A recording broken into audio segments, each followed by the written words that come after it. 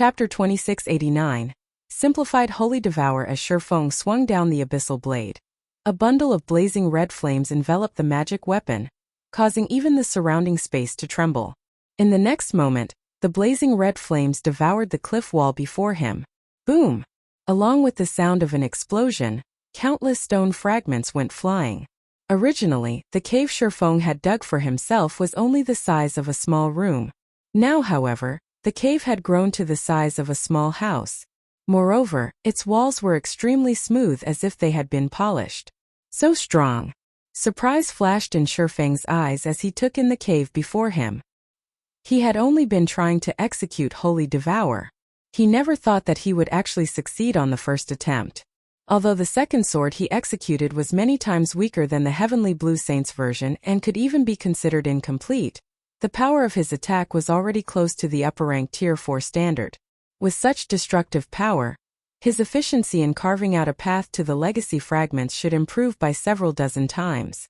However, just as Surfeng thought of using Holy Devour once more, his consciousness suddenly wavered, and a stinging pain assaulted his brain. Sure enough, it is still too much for my current self to execute Holy Devour. Surfeng could not help a bitter smile at this situation. He had indeed succeeded in executing Holy Devour. However, the amount of concentration he had consumed by using it once was equivalent to executing over a dozen bronze combat techniques simultaneously. With such a high consumption rate, he would run out of concentration after using Holy Devour 3 or 4 more times. Moreover, he was able to achieve such a result only because his concentration had reached the Tier 4 standard already. Had his concentration remained at the Tier 3 standard, he would have most likely passed out as soon as he executed the first Holy Devour. However, just as Surfeng was thinking of how he could further perfect his Holy Devour to reduce the burden on his concentration, a tremor suddenly rocked the cave. Before he could react to this unexpected development, the rubble scattered around the cave suddenly gathered and formed a humanoid golem that was as tall as he was. The moment the golem took shape, it released a frightening pulse of mana that froze the ambient mana, making it impossible for him to manipulate the ambient mana at all. Outer Path Guardian. Non-elemental creature. Grand Lord. Level 121 HP 53, 500, 000/53, 500, 000. A non-elemental creature? Surfeng was a little surprised when he saw the Outer Path Guardian. He'd never heard of the non-elemental creature label before. Normally, if a monster wasn't an elemental creature, they would be labeled with their race, such as giant, elf, wild creature, orc, and so on. Before Surfeng could properly digest this situation, the Outer Path Guardian suddenly appeared before him. Its 2 arms then transformed into razor-sharp rock blades that cut at him. The attack speed it displayed surpassing that of ordinary Grand Lords and nearly rivaling mythic monsters. However, Surfeng was no pushover either. With his extraordinary combat standard and basic attributes, even mythic monsters of the same level would have difficulty landing attacks on him, let alone a Grand Lord whose speed was merely close to rivaling mythic monsters. In the next moment, Surfeng brandished the abyssal blade. Sword's transmigration. Thunk, thunk, thunk. In the blink of an eye, Surfeng deflected over a dozen attacks. Immediately afterward, he sent a counterattack cutting at the Path Guardian. In the next moment, a pitch-black sword light cut at the Path Guardian's body. A metallic clang echoed in the cave as the sword light came into contact with the Path Guardian. However, to Surfeng's surprise, not only did his attack fail to injure the Path Guardian, but the impact even made himself stumble half a step back. The abyssal blade he wielded also vibrated violently, as if it had just struck on an impenetrable wall. What kind of monster is this? Surfeng stared at the Outer Path Guardian in astonishment. The abyssal blade was capable of cutting through even the skin of superior mythics. Yet not only did the magic weapon fail to scratch the Outer Path Guardian's body, but the Grand Lord didn't even lose a single HP from the attack. The Guardian's defense was simply heaven-defying. Regardless of Surfeng's surprise, the Path Guardian did not stop its actions, launching attacks at him one after another. Even after fighting for several minutes consecutively, the Path Guardian showed no signs of weakening or slowing down at all. It was like a tireless machine. Although Surfeng had landed over 100 attacks on the Path Guardian, he had failed to cause any damage whatsoever to the Grand Lord. Even Light Shadow was useless against it. Is it invulnerable? Shifeng's head ached as he continuously deflected the Path Guardian's attacks. Previously, he had seen hope of obtaining the legacy fragments. He never imagined that a monster like the Outer Path Guardian would appear after he destroyed the cliff wall. Despite the Path Guardian having only a little over 50 million HP, which was very low for a level 121 Grand Lord, he actually failed to make a dent. At this rate, he would collapse from exhaustion before he could even secure the legacy fragments. Time passed quickly. Before Shifeng realized it, over a dozen minutes had elapsed already. However, despite having attacked every possible weak point he could find on the Outer Path Guardian, he still hadn't damaged the Grand Lord. To make matters worse, the frozen ambient mana meant that he experienced none of the recovery effects he would normally experience when surrounded by mana. He would collapse from exhaustion after another hour of fighting at this rate. Screw it. Shifeng gritted his teeth and gripped the abyssal blade with both hands before executing Holy Devour against the Outer Path Guardian. If even this is no good, I'll have no choice but to use Berserk skills. Holy Devour was currently the strongest move he could execute without transforming into a Black Dragon King. If even Holy Devour was incapable of harming the Path Guardian, he would have to use a Berserk skill to boost his strength further, something he wished to avoid doing if possible. Immediately, a scorching inferno engulfed the Outer Path Guardian. Boom! In the next moment, the Path Guardian's body shot out of the blazing inferno like a cannonball and smashed into the back of the cave. Cracks formed on the Path Guardian's originally invulnerable body, and the Grand Lord's HP also fell by over 3.7 million. It was effective? Shifeng was surprised as he looked at the Path Guardian lying on the ground. Previously, even Light Shadow failed to damage the Outer Path Guardian. However, not only did Holy Devour succeed in damaging the Path Guardian, but its effects even far exceeded his initial expectations. Did I break through its defensive limit? Shifeng wondered. However, he quickly shook his head and denied the thought. No, that's not right. Even if my attack exceeded the Guardian's defensive limit, it shouldn't have produced such overwhelming results. He had plenty of experience in surpassing a monster's defensive limit. Hence, he knew that exceeding a monster's defensive limit wouldn't allow him to suddenly go from dealing 0 damage to dealing over 3.7 million damage. Moreover, normally, even if one failed to exceed a monster's defensive limit, the monster should still receive some form of damage after receiving an attack. A non-elemental creature, a mana screen and Holy Devour? Shifeng continuously racked his mind as he watched the Outer Path Guardian slowly standing back up. Although he had successfully damaged the Path Guardian already in his current state, he could execute Holy Devour only 1 or 2 more times. Hence, his situation remained dire. It was necessary for him to identify the reason why he had succeeded in damaging the Path Guardian. Otherwise, even if he activated his Berserk skill, he would only end up wasting it. Following which, Shifeng arrived before the Path Guardian and executed Light Shadow against it. However, just like the last time he had used the mana technique, he failed to inflict any damage on the Grand Lord. Since Light Shadow is ineffective against it, I'll have to use another method. Seeing the Path Guardian slashing its 2-blade hands at him once more, Shifeng sidestepped, then slipped behind the Guardian. He concentrated his mana within the abyssal blade as if he were executing Holy Devour, but did not let any of the mana escape the magic weapon. Consequently, instead of a blazing inferno, only a small layer of flames appeared around the abyssal blade as he sent the magic weapon slashing down at the Path Guardian's back. In the next moment, the abyssal blade actually cut into the Path Guardian's sturdy body, inflicting over 1.6 million damage on the Grand Lord. Sure enough, Shifeng's eyes glowed with excitement at the success of his attack. After seeing that Holy Devour was highly effective against the Path Guardian while Light Shadow was completely ineffective, it was clear to Shifeng that the Path Guardian's defensive limit had nothing to do with why one could deal damage to it while the other couldn't. Instead, the reason for this situation lay in the difference between the two techniques, the method of utilizing mana. Light Shadow was a technique that gave shape to mana, whereas Holy Devour was a technique that caused mana to go berserk before materializing it to exhibit a frighteningly destructive power that could destroy even the very essence of matter. Currently, although he did not fully execute Holy Devour, He had materialized his mana and concentrated it on the abyssal blade. By doing so, he was able to drastically reduce his consumption of mana and concentration, while still utilizing the effects of materialized mana. Only, the raw power and scale of his attack were considerably smaller compared to those of the real Holy Devour. Basically, he had executed a simplified version of Holy Devour. Meanwhile, after achieving success once, Shifeng promptly started bombarding the Path Guardian with attacks. In terms of combat power, the Outer Path Guardian was significantly inferior to ordinary mythic monsters. The only thing that made it a challenging foe was the fact that it could be damaged only after certain conditions were met.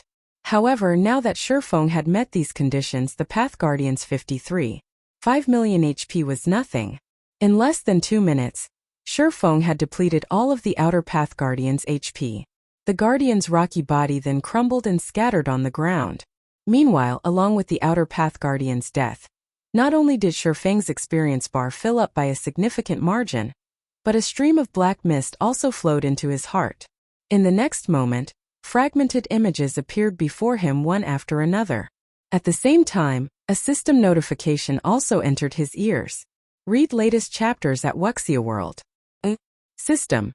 You have obtained 5 legacy power points. Tier 4 legacy completion rate at 0.5%. When legacy completion rate reaches 85%, you may attempt to activate your Tier 4 legacy. Legacy power? Shifeng was surprised to see the system notification. He never thought that killing the Outer Path Guardian would actually grant him legacy power. Collecting legacy power using this method would be much easier than trying to descend into the abyss and reach the legacy fragments. Meanwhile, shortly after the Outer Path Guardian died, its body exploded into bundles of light that hovered quietly in midair, expelling all the mana in the surrounding space. Chapter 2690 Unknown Metal Fragments. What a powerful phenomenon. Shifeng's heart was filled with surprise when he saw the dozen or so items quietly hovering in midair. He had seen many kinds of monster loot before. He had even seen loot accompanied by a holy chant. However, this was the first time he had seen or heard of the phenomenon the Outer Path Guardian's loot created. Currently, all mana within a 50-yard radius of the dropped items was getting banished from the area. Even the mana within his body was rapidly depleting. Right now, if a player with a silver mana body were standing here, they would most likely have lost consciousness instantly from mana exhaustion. Seeing this situation, Shifeng did not dare hesitate for too long. Immediately, he stepped forward and tried to store the loot in his bag space. However, the instant he touched one of the dropped items, a system notification entered his ears. System. This item should not be stored, as it has an extremely powerful repulsion toward mana. Storing it in your epic spatial bag involves a certain degree of danger. Do you wish to store this item in your epic spatial bag? Should not be stored? Shifeng was quite surprised at the system notification. However, despite his surprise, he still chose to store the loot in his epic spatial bag. After all, he would lose his life if he didn't put the items into his bag space and allowed the mana repulsion field to continue existing. As he stored the items in his bag one after another, the mana environment within the cave gradually recovered. Upon seeing this, he could not help a sigh of relief. How close! These items truly are strange. Had I been a few seconds later in taking action, they probably would have drained all my mana. Sitting down, Shifeng shuddered involuntarily as he checked the 15 new items inside his bag space. Previously, the Outer Path Guardian was already plenty astonishing, as it could actually freeze the mana around it, preventing players from using the ambient mana. For players that relied heavily on skills and spells during combat, this was a fatal ability. However, these dropped items were even more amazing. They had directly banished all the mana within a 50-yard radius.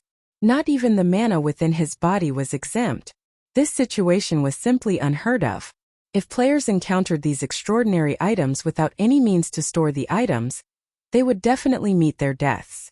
Despite Shifeng's wariness toward these items, he could not hold back his curiosity and started inspecting them. After he used his identification skill on these items, he was stunned. He couldn't appraise any of these 15 metal fragments. Even after he activated Omniscient Eyes, all he got was that these metal fragments were named as Unknown Metal Fragment, and that they were originally part of a weapon. Crap! What kind of weapon was it? Isn't it a little too amazing? Just its fragments alone are so powerful already. Even legendary weapons are not that powerful. Surefeng was astonished when he saw the little information omniscient eyes obtained. In God's domain, legendary items usually deteriorated into fragmented legendary items because their core component had suffered damage, which prevented them from exhibiting their true might. However, if a legendary weapon got shattered into numerous fragments, rather than becoming multiple fragmented legendary weapons, the legendary weapon would become garbage. Only if the shards were recast and more material was added was there a chance of them becoming a fragmented legendary weapon. Yet, despite not having undergone any rework, the fragments in his bag still exhibited such a powerful mana repulsion effect. Even the strongest legendary weapons he had heard of were unlikely to be so powerful. However, Surefeng did not dwell on the metal fragments. After getting enough rest, he left them sitting inside his bag space and resumed attacking the cliff wall.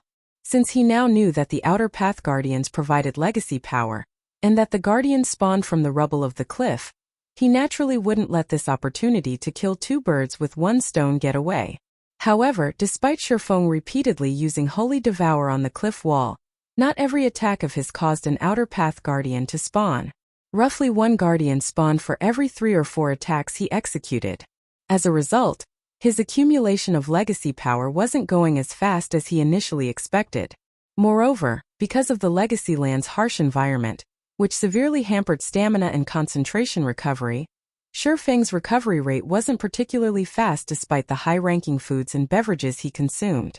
At best, it was like he was resting inside an ordinary town. Fortunately, he was familiar with the harsh environments of Tier 4 Legacy Lands and had made preparations beforehand. Long before he could challenge his Tier 4 promotion quest, he had already tasked Melancholic Smile with stockpiling a large amount of high-ranking foods and beverages in the guild's warehouse for both himself and the rest of the guild's core upper echelon. Hence, he currently had more than enough high-ranking foods and beverages to last him for 2 whole months. As Surefeng relentlessly attacked the cliff and killed Outer Path Guardians, his experience bar filled up rapidly. His mastery over the simplified Holy Devour also improved. Only, as the number of Outer Path Guardians he killed increased, the number of unknown metal fragments he obtained conversely decreased. Initially, each kill yielded him more than 10 fragments. Eventually, that number dropped to single digits. Now, he got just 1 or 2 from every kill. As Surefeng progressed down the cliff, he had unknowingly spent 9 days inside the Legacy Land. After 9 days of constant grinding, Surefeng had reached level 124. If not for Demon God Atlok's soul curse, he would have already reached the level 125 threshold. As for the accumulation of legacy power, he had reached 83% completion rate already, just 2% away from the minimum requirement to activate his Tier 4 legacy. As for the unknown metal fragments, he had collected a total of 96. Meanwhile, a lot had also happened in the outside world during these 9 days.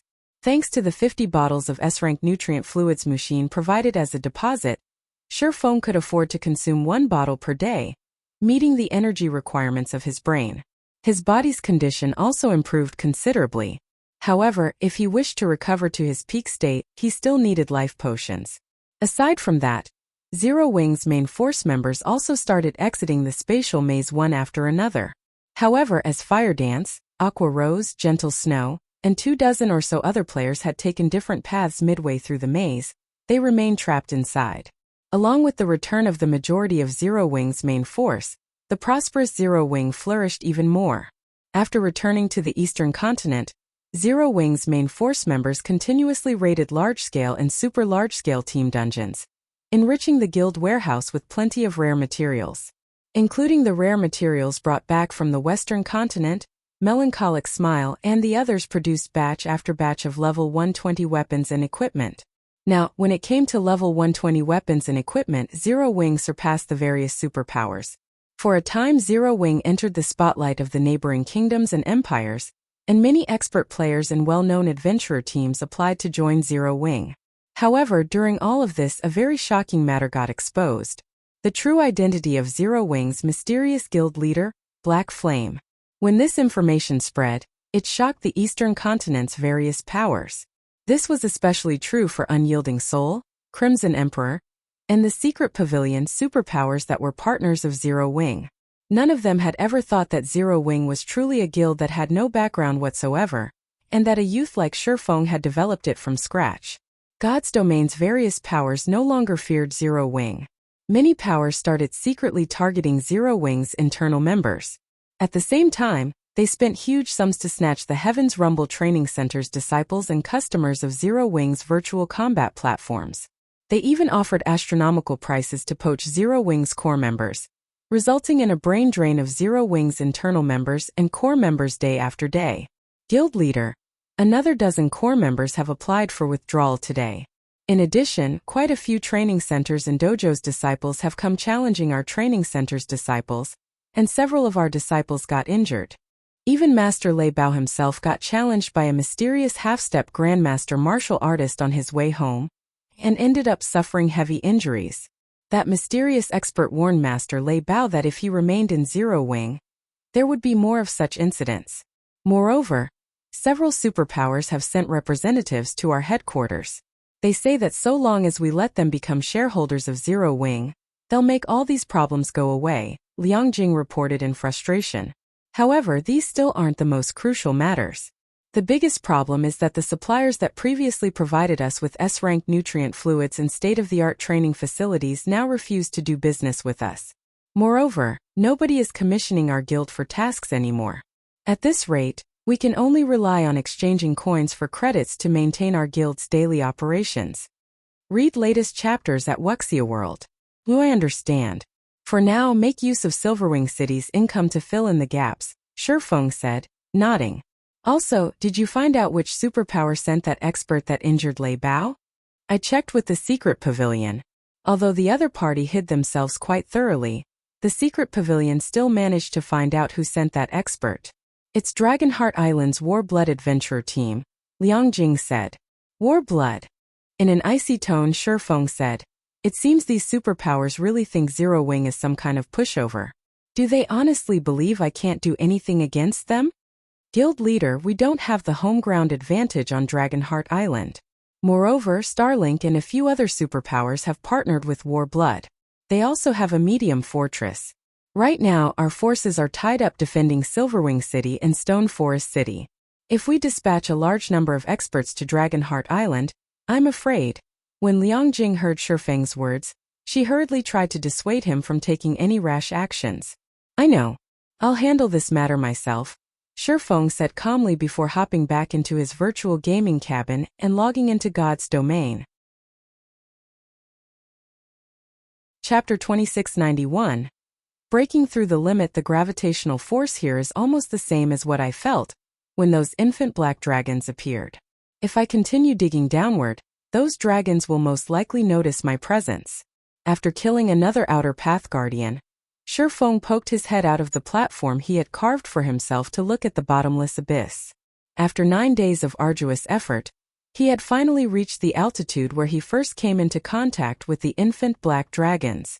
Although the infant black dragons were only Tier 3 Great Lords, they were existences that no individual Tier 3 player could hope to go up against.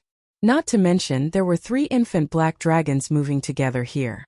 Currently, the best way for him to complete his Tier 4 promotion was through killing more Outer Path Guardians and steadily accumulating his legacy power to 85% completion rate. Then, he could activate his Tier 4 legacy. However, as he carved his way down the cliff, the frequency of the Outer Path Guardian's appearance decreased. In fact, the Guardian he had just killed took him nearly an hour to spawn.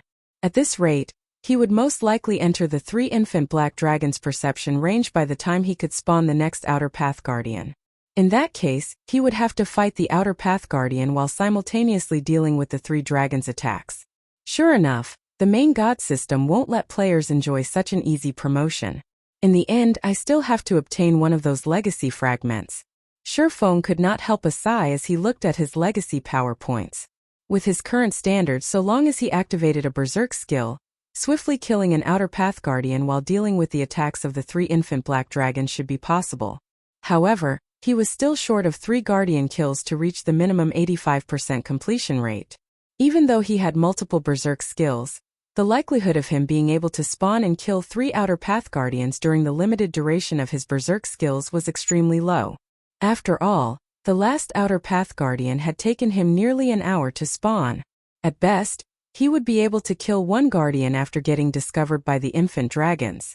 As for the remaining 2 Outer Path Guardians, he could forget about them because no matter how he looked at it, coping with the infant dragon's attacks for 2 or 3 hours while he continued carving the cliff was simply impossible.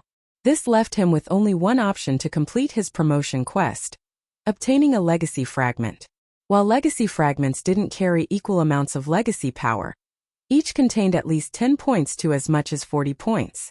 With his current legacy power points, he needed only 1 legacy fragment to meet the minimum requirement to activate his Tier 4 legacy. Although the completion rate of one's Tier 4 legacy would somewhat influence the success rate of the Tier 4 promotion quest, it wasn't absolute. Legacy power only allowed players to activate their Tier 4 legacy. The more legacy power players managed to collect, the larger the portion of their Tier 4 legacy they could activate. However, after activating and unraveling the secrets of their Tier 4 legacy, players needed to learn the unraveled knowledge in order to complete their Tier 4 promotion quest. Clearing this portion of their promotion quest depended entirely on their own capabilities. The amount of legacy power they accumulated before had no bearing on this part of the quest. And if players failed to learn an adequate amount of knowledge from their legacy within the stipulated time, they would still fail their Tier 4 promotion quest. In the past, the main reason why most Tier 3 experts failed to reach Tier 4 was precisely this second portion, not the failure to acquire a sufficient amount of legacy power. This was also the reason why the stronger a legacy was, the more difficult the Tier 4 promotion quest would be. The stronger a legacy was, the more complex the information contained within it. For example, legacies belonging to the giant and elven race contained incredibly abstruse information. Hence, those playing as giants and elves faced much greater difficulty when challenging their promotion quests. Even if players geared themselves in powerful weapons and equipment, these items would just allow them to obtain more legacy power and open up more knowledge for them to learn. Players still had to rely on their own learning capabilities to complete their Tier 4 promotion quest. Hence, Surefong could activate his legacy at 85% completion rate. Reaching 100% wasn't necessary for the completion of his promotion quest. However, trying to reach and obtain the legacy fragments below wouldn't be easy. After all, he had to go up against 3 infant black dragons in the process. There was only so much he could do within the limited duration of his Berserk skills. The part where he obtained the legacy fragments would be especially challenging. If a player that did not know how legacy fragments worked were in his shoes right now, they would most likely lose their lives during this process. Players would not automatically obtain the legacy power contained within a legacy fragment. Instead, after securing the fragment, they usually spent between 10 to 20 minutes absorbing the legacy power. And although players did not need direct contact with a legacy fragment to absorb its legacy power, if they went too far away from the fragment, the process would get interrupted, and the fragment would shatter. Due to these reasons, players generally needed to complete the process in a safe environment. With the 3 infant dragons harassing Surefong, he obviously wouldn't be able to absorb a legacy fragment in safety. He would have to do it while fighting. However, with the Berserk skills he had, he simply wouldn't be able to last that long. No, it's not exactly impossible. If I can hold on for some time in my normal state, it might be possible to secure a legacy fragment. After giving the matter some thought, Surefong decided to take the risk and try to secure a legacy fragment. After all, he was no longer the same as when he first entered the Legacy Land. Not only was he able to execute Holy Devour now, but he had even mastered a simplified version of Holy Devour. Although this simplified Holy Devour was not as powerful as the real deal, the raw power it contained was still superior to that of Light Shadow. With this simplified Holy Devour, he might be able to hold his own against the infant black dragons. After taking a deep breath, he took out the Ring of Gospel from his bag and activated Miniature World and Ring of Brilliance. Now that he had gotten this far in his promotion quest and he had to go up against the 3 infant dragons no matter what, he no longer had any reason to hold back his cards.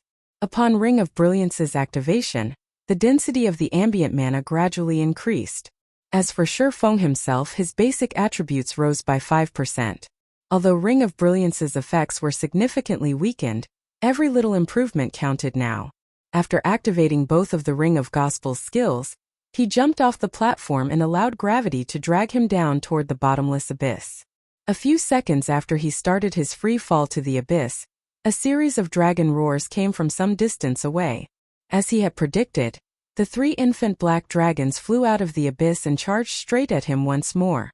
A short moment later, one of the infant dragons arrived before Surfong and sent its gigantic claw smashing at him. Seemingly unaffected by miniature world, the dragon's claw still carried enough power to tear through space. This hit will determine whether I can succeed or not. Having prepared for this attack beforehand, Surfong promptly lashed out against the approaching claw with the abyssal blade. In the next moment, the blazing red abyssal blade cut at the infant dragon's massive claw. Boom! When the two attacks collided, a loud metallic clang echoed throughout the abyss, and dazzling sparks illuminated the space around Surfong and the infant black dragon. Surprisingly, the dragon's massive claw actually got knocked off course and smashed into the cliff wall nearby, digging out a huge chunk of the cliff. Surfong, on the other hand, came out of the clash completely unscathed. Moreover, the impact accelerated his descent into the abyss even further. Good. There's a chance. Surfong grew ecstatic when the abyssal blade deflected the infant dragon's claw. Previously, his greatest worry was that he would not be able to block the infant black dragon's attacks. After all, he did not activate Heavenly Dragon's power, unlike before. Besides, the infant black dragons had the home ground advantage, free of the abyss's suppression. Even with the effects of miniature world, he would most likely have a difficult time deflecting the infant dragon's attacks. Fortunately, the simplified Holy Devour was sufficiently powerful. Now, even without activating a berserk skill, he could hold his ground against the infant black dragons. With this, what he needed to do next became a lot simpler. Following which, Surfong continued free-falling while frantically deflecting the 3 infant dragons' attacks. When he was about to reach the location of the legacy fragments, he activated Gale Domain and forcefully changed his angle of descent toward the legacy fragments. After spotting the location of the legacy fragments, Surfong promptly activated Power of Darkness, increasing all his basic attributes by 120%, then executed a 2-handed slash at the cliff wall. Holy Devour! A raging inferno immediately devoured the cliff wall, creating a hole with a 30-yard radius. At the same time, a fragmented statue the size of a human adult landed inside the hole, radiating a faint glow and a soul-shuddering divine might. System. You have discovered a legacy fragment. Do you wish to absorb the fragment's legacy power? Absorb, Surfong said without hesitation. As soon as he finished speaking, the fragmented statue released an aurora of lights that pierced his body. Crap! Just how much legacy power is in this thing? Surfong was stunned when he saw the loading bar that appeared before him. According to the loading bar, the absorption process would take 33 minutes. This absorption time far exceeded his expectations. It also far exceeded the total duration of all of his berserk skills. However, under the circumstances, he did not have the leeway to go for a different fragment. If he chose to give up on this fragment, then all of the effort he had put into killing all those Outer Path Guardians would go to waste. At this time, the 3 infant black dragons noticed what Surfong was doing. Immediately, all 3 of them used dragon breath at him. Damn it! Surfeng's complexion darkened when he saw that the 3 dragon breaths covered the entire cave he was in. Instinctively, he activated absolute defense to protect himself. After the 3 dragon breaths landed, the size of the cave increased significantly, which gave Surfong a lot more room for maneuvering. Following which, time flew as Surfong desperately defended himself against the 3 infant dragons' attacks. 10 minutes. 15 minutes. 20 minutes. Only 30 minutes had elapsed by the time the duration of Surfeng's final berserk skill, disintegration power, expired. Although he had done his best to fight in his normal state as much as possible and only use his berserk skills when absolutely necessary, he still exhausted all his berserk skills by the 30-minute mark. Without the support of any berserk skills, he had no choice but to rely on the simplified Holy Devour to defend against the 3 infant dragons' attacks. However, although the simplified Holy Devour required less concentration to execute than even Light Shadow, the burden from spamming the technique still took its toll on him. As a result, His complexion grew paler as more time passed. Human, your time is up. You're almost out of stamina and concentration already, while we are still able to continue fighting. Don't even think of leaving alive after you've trespassed into the territory of black dragons. The leading infant black dragon spoke in an ancient language. Despite Surfeng having no knowledge of this language, his mind actually understood the infant dragon's words. No sooner had the infant black dragon finished speaking than the two other infant dragons increased their attack rate, giving Surfeng no room to catch a breather. 1 second, 2 seconds, 3 seconds. As the three infant black dragons' attack rate continuously increased, Surfeng had no choice but to use his trump cards one after another. Darkness Domain, Thunder God's Descent, Divine Steps, Void Shield. However, his complexion paled subsequently with each trump card he expended. His brain was also plagued by a stinging pain that dulled his control over his body. Read latest chapters at Wuxia World. Is this it for me? At this moment, Surfeng could tell that he had already exceeded the limits of his concentration, and that he was losing control over his physical body. Now, he couldn't execute the simplified Holy Devour anymore, completely reliant on dodging the three infant dragons' attacks to keep himself alive. Void Shield's duration was also about to run out, and as soon as it did, the three infant dragons would instantly kill him. Just as Void Shield's duration was about to end, however, a system notification sounded in Surfeng's ears. System. Congratulations. Your Tier 4 legacy completion rate has reached 102%. Do you wish to activate your Tier 4 legacy? Chapter 2692 Tier 4 Legacy that surpasses 100%. 102%?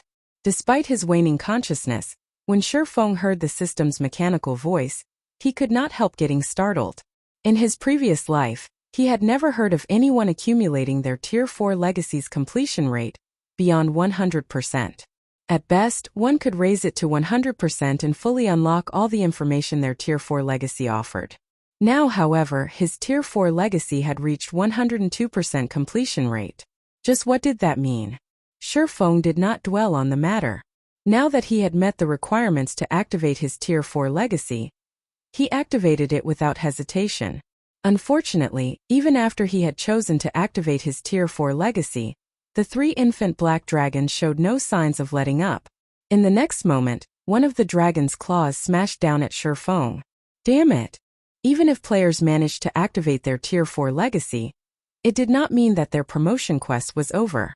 Only after learning an adequate amount of the information contained in their Tier 4 legacy, and leaving the legacy land safely would players be considered to have completed their Tier 4 promotion quest.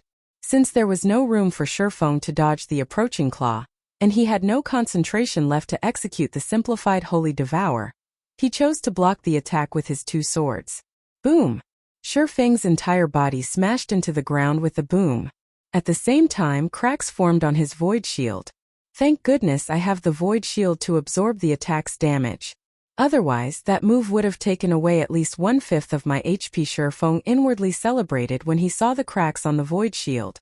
With the infant black dragons having the home ground advantage, even if he had the heavenly dragon's breath strengthening him and suppressing the dragons, the disparity in strength between the two sides was still massive.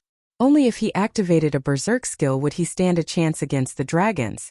However, as soon as Surfeng pulled himself out of the ground, another claw attack came at him. To make matters worse, before the claw attack even arrived, Void Shield's duration ended, and the barrier protecting him shattered into oblivion. The movement speed bonus he received from Void Shield also disappeared. As a result, he could rely on only his normal speed to dodge the approaching claw. Foolish human. Now that you've lost your final card, even though you managed to activate your legacy, you still won't leave this place alive. The leading infant dragon said as it looked down at Surfeng, a hint of ridicule glinting in its golden pupils. It was in no hurry to attack him at all. Sure enough, it is still too much for me. Surfeng did not try to refute the infant dragon's mockery. Instead, he simply looked at the three infant dragons quietly.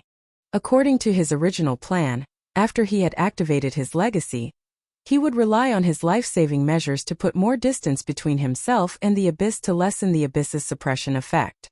He would then try to learn his legacy while escaping.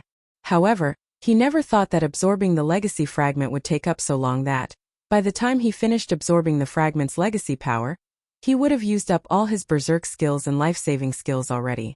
In fact, he had even pushed his concentration to its very limits. It wouldn't be strange if he simply collapsed and lost consciousness right now. Meanwhile, even though he succeeded in activating his Tier 4 legacy, in his current state, trying to learn his Tier 4 legacy while going up against the 3 infant black dragons' attacks was simply a fantasy. Although there were differences in complexity between the Tier 4 legacies found in God's domain, normally the more powerful a legacy was, the more difficult it would be to learn it. While he did not know how complex the Blade Saint's Tier 4 legacy was, it shouldn't be easy. Going by his past experiences, players would have only one short hour to learn their Tier 4 legacy after activating it. So long as they could learn one of the several topics offered, they would acquire their Tier 4 legacy and complete their Tier 4 promotion quest. In the past, Surefeng had never once managed to learn a topic from his Tier 4 legacy within 1 hour. As for the experts that reached Tier 4, the majority of them had just barely managed to finish learning one topic within 1 hour. And even the record holder for the fastest person to learn a topic from their Tier 4 legacy had spent nearly half an hour to do so. In his current situation, where he had to fight 3 infant black dragons in a high-gravity environment, just how was he supposed to learn a topic from his Tier 4 legacy within half an hour? As Surefeng was smiling bitterly, the sound of a notification entered his ears. System. You have activated your Tier 4 legacy. You have unlocked all 4 learning topics of your legacy. You have 1 hour to learn them. So long as you learn just one topic listed below, you will be promoted to Tier 4.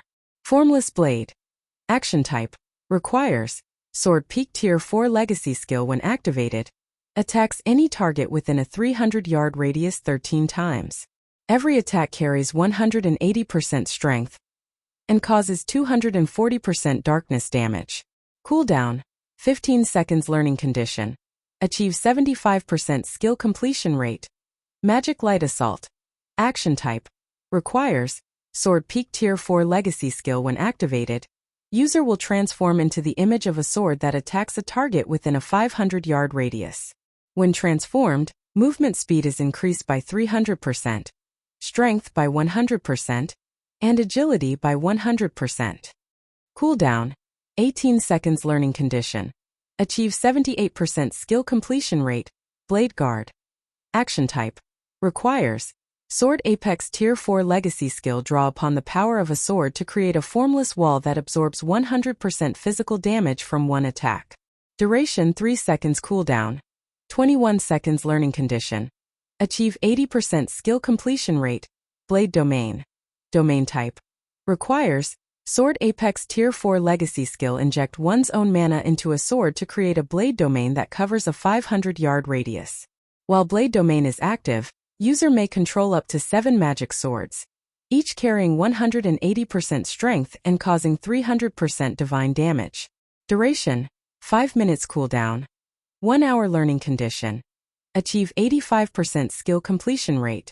4 legacy skills at peak rank and above. Moreover, there is even the extremely rare Apex Domain skill. Is this the effect of a 102% completion rate? Surefeng could not help doubting his eyes when he saw the content of the system notifications. In God's domain, even for peak legacies, one would be fortunate to see even one peak legacy skill during the Tier 4 promotion quest. In fact, players that activated their Tier 4 legacy at 100% completion rate would only have a chance to learn 2 peak legacy skills. As for Apex legacy skills, there was only a certain chance for them to appear for peak legacy holders. For most players, though, Apex legacy skills were akin to myths. After all, just learning one peak Tier 4 legacy skill would grant Tier 4 players the strength to go up against superior mythic ranked monsters of the same level. Unlike ordinary Tier 3 skills and Tier 3 legacy skills, which relied on mana for activation, Tier 4 legacy skills could also use legacy power. By using legacy power to activate a Tier 4 legacy skill, players could continue infusing mana into their skill past the minimum requirement in order to raise the power of their legacy skill. And once a peak Tier 4 legacy skill reached its maximum power, a Tier 4 player fully geared in epic weapons and equipment could use it to stand toe-to-toe against superior mythic rank monsters of the same level. It was also due to the existence of peak Tier 4 legacy skills that many peak experts had chosen not to complete their Tier 4 promotion quests despite having the ability to do so. For the majority of Tier 3 experts though, just reaching Tier 4 was already a dream, what more trying to learn a peak Tier 4 legacy skill. Now, however, not only did Shifeng have 2 peak Tier 4 legacy skills to choose from, but he even had 2 apex Tier 4 legacy skills. However, Shifeng's expression quickly darkened slightly. In the past, out of all the advanced Tier 4 legacy skills he was offered during his promotion quests, even the most powerful one only required him to execute the skill at a 70% completion rate to learn it. Now, even the easiest peak legacy skill he was offered required him to achieve a 75% completion rate, whereas the most difficult, Blade Domain, required an 85% skill completion rate. That was basically asking him to unleash 100% of Blade Domain's power. Normally, when using Tier 4 skills and spells, Tier 4 experts would only be able to achieve a 70% completion rate or so. Even Tier 4 peak experts would be able to activate a Tier 4 skill or spell at 85% completion rate only after long training. After all, the complexity of Tier 4 skills and spells was much greater than that of Tier 3 skills and spells. Now, however, he was given only 1 hour to learn at least one peak legacy skill to such a high standard. This was simply impossible. During the time Shifeng was silently cursing the learning requirements, the 3 infant black dragons hovering in midair swooped down at him. Read latest chapters at Wuxia World. Udai Human. The 3 infant dragons appeared almost simultaneously around Shifeng and sent their claws smashing at him, their claws forming a perfect encirclement that left no room for evasion. Screw it. It's all or nothing. Since there was no way for him to dodge the incoming claws, Shifeng gritted his teeth and chose to learn the most difficult of the 4 legacy skills offered. Blade Domain. Chapter 2693 Blade Domains might. Just as the 3 dragon claws were about to hit Shifeng, paragraphs of texts and numerous images suddenly filled his mind. These texts and images were none other than the introduction to Blade Domain. Right after these texts and images appeared, an invisible ripple from the abyssal blade spread up to 500 yards into the surroundings in the blink of an eye. Boom, boom, boom. A moment after the ripple appeared, a frightening shockwave rocked the cave Shifeng stood in. It was so powerful that even a large boulder the size of a human adult went flying out of the cave and plunging into the bottomless abyss. When the 3 infant black dragons hovering above Shifeng saw this, their eyes widened in shock as they stared at the human, who was clearly near death's door. So this is an apex Tier 4 legacy domain? Shifeng was astonished as he looked at the 3 massive claws that had stopped just 1 yard away from him. Currently, each of the 3 dragon claws was blocked by a 4-meter-long magic sword, unable to proceed even an inch further. System. Blade Domain activated successfully. Skill completion rate 65%. Learning condition not met. You may use Blade Domain again in 30 seconds. 65%. It seems I made the right bet. Shifeng breathed out a sigh of relief when he saw the system notification. Truthfully, he was not confident of learning a Tier 4 skill. After all, he had never learned one before, let alone peak in apex Tier 4 legacy skills. He had been fortunate to activate the Tier 4 skills successfully on his first try. In the past, when he was learning the advanced Tier 4 legacy skills of his class, it took him over 10 minutes just to activate the skills once successfully. And although he was now a domain realm expert, he still was not confident of successfully learning peak or apex Tier 4 legacy skills within an hour. Meanwhile, in order to resolve his current predicament, he couldn't rely on a skill that provided only offensive or defensive capabilities. A skill that increased his movement speed temporarily also wouldn't do him much good. If he wished to survive, his only option was to learn a domain skill, which could be used for both offense and defense. Moreover, a domain skill was very useful for group combat. Aside from that, he had taken the initiative to learn Blade Domain, which should have been the most difficult skill to learn out of the 4 available options, because he had a big advantage to rely on: his affinity for mana. Previously, his affinity for mana was subpar at best. His control over mana wasn't particularly good either. However, after having his soul strengthened by a soul array, his affinity for and control over mana had risen to whole new heights. Due to this reason, he had chosen to learn Blade Domain. Given the current circumstances, It would seem that he had made the right decision. He had not only succeeded in activating Blade Domain on his first attempt, but even achieved a 65% completion rate. He could also sense that he still had plenty of room for improvement. According to his past experiences and learning skills, if he could successfully activate a skill at 65% completion rate on his first try, then he should be able to raise his skill completion rate to 80% or beyond within the next hour. Human, don't celebrate yet. Although a Tier 4 domain skill is indeed powerful, without a Tier 4 body, you won't be able to exhibit its true power at all. The leading infant black dragon sneered when it saw Shifeng sighing in relief. After saying so, the infant dragon swept its tail at Shifeng and shattered the magic sword that had managed to stop its claw attack earlier. When the two other infant dragons saw this scene, they promptly copied their leader's actions, executing a tail swipe. This situation forced Shifeng to reconstruct the magic swords frantically to defend against these tail swipes. For a time, magic swords continuously formed and shattered around Shifeng. However, as forming magic swords required the use of mana, after 20 seconds of this process, Shifeng had already lost 10% of his mana. At this rate, he would run out of mana in just 3 more minutes and would no longer be able to sustain Blade Domain. Human, die. So long as we are here, you humans will never lay your hands on the ancient legacy here. The leading infant black dragon bellowed as it looked at Shifeng's pale complexion. At this time, controlling his mana started to feel somewhat taxing. When trying to mold mana into a specific form, one would have an easier time doing so with abundant mana. In other words, as Shifeng's mana decreased, the difficulty of molding his mana into magic swords would conversely increase. He estimated that if his mana were to fall below the 30% threshold, Blade Domain would most likely be unsustainable. Die. When the infant black dragons saw that Shifeng had already lost 20% of his mana, they simultaneously executed a Tier 3 draconic skill, Darkness Smash, with their tails. Combined with their strength, the power this skill could exhibit easily reached the intermediate Tier 4 standard. It simply wasn't an attack the magic swords could hope to stop. Don't even think of killing me so easily. After seeing that 30 seconds had gone by already, Shifeng activated Blade Domain once more. This time he was much more careful when activating Blade Domain. He utilized only the minimum amount of mana to draw the required magic array on the abyssal blade. Boom! In the next moment, a crater formed in the ground before Shifeng. At the same time, an astonished look appeared on the infant dragons' faces. Shifeng had blocked their attacks again.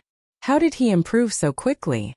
When the infant black dragons saw the magic swords that had formed before them, they could not help eyeing Shifeng warily. System. Blade Domain activated successfully. Skill completion rate 75%. Learning condition not met. You may use Blade Domain again in 30 seconds. What the infant dragons did not know was that, when they were forcing Shifeng to create more magic swords and deplete his mana, they had also been helping him familiarize himself with the process of creating Blade Domain's magic swords. As a result, he became increasingly adept at manipulating the domain skill's mana. Hence, he succeeded in activating the skill a second time with much greater efficiency. So that's the case. The activation of Tier 4 skills and spells is no longer dependent on just the technique of players. Instead, it requires the integration of mana control and technique. It's no wonder I had such a difficult time learning Tier 4 legacy skills in the past. When Shifeng saw the power of his Blade Domain increase by a significant margin, realization immediately dawned upon him. After thinking up to this point, he started using even less mana to conjure the magic swords, thereby reducing the volatility of his mana and improving its finesse. Following which time elapsed. Every time Shifeng activated Blade Domain, he managed to improve its completion rate slightly. 77%, 79%, 81%.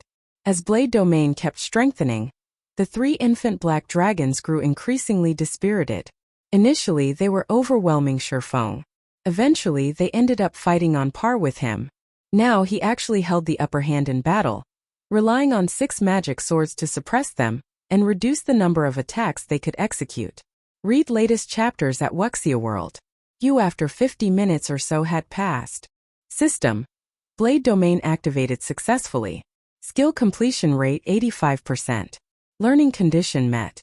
Do you wish to be promoted into a Tier 4 Blade Saint and utilize Blade Domain as the core for your mana body? Promote.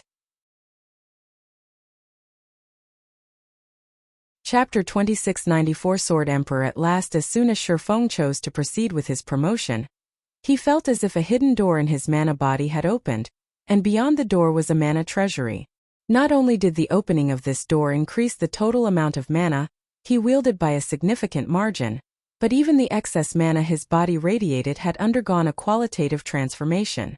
If the mana he radiated before was in a gaseous state, then the mana he radiated now would be in a liquid state. The density and purity of his mana were on a completely different level than before.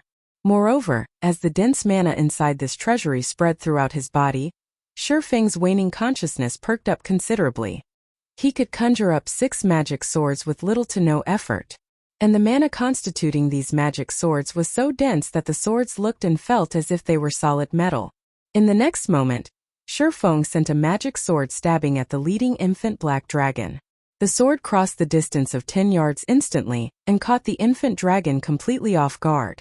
The magic sword pierced the infant dragon's tough scales and left a deep gash on its body, the injury causing the infant dragon to shriek in pain. As for the 2 other infant dragons, although Shifeng had also sent magic swords stabbing at them, as the 2 of them were farther away, they were able to react to his attack in time, defending themselves with their claws. Even so, when their claws clashed with the magic swords, both infant dragons got knocked back by over a dozen yards, the impact causing their claws to tremble. At a glance, it was obvious that the strengths of the 2 sides were no longer on the same level. Is this the true strength of a Tier 4 class? Shifeng was surprised and excited when he saw the magic swords successfully injuring and repelling the infant black dragons. System. Congratulations! You have become a Tier 4 Blade Saint, Sword Emperor. You have activated the Apex Legacy Core. All basic attributes plus 2000, all resistances plus 150, mana recovery rate increased by 100%, all basic attributes increased by 100%, and physique increased by 150%. All physical and magical attacks below Tier 4 received will be weakened by 30%, rewarding 100 legacy skill points.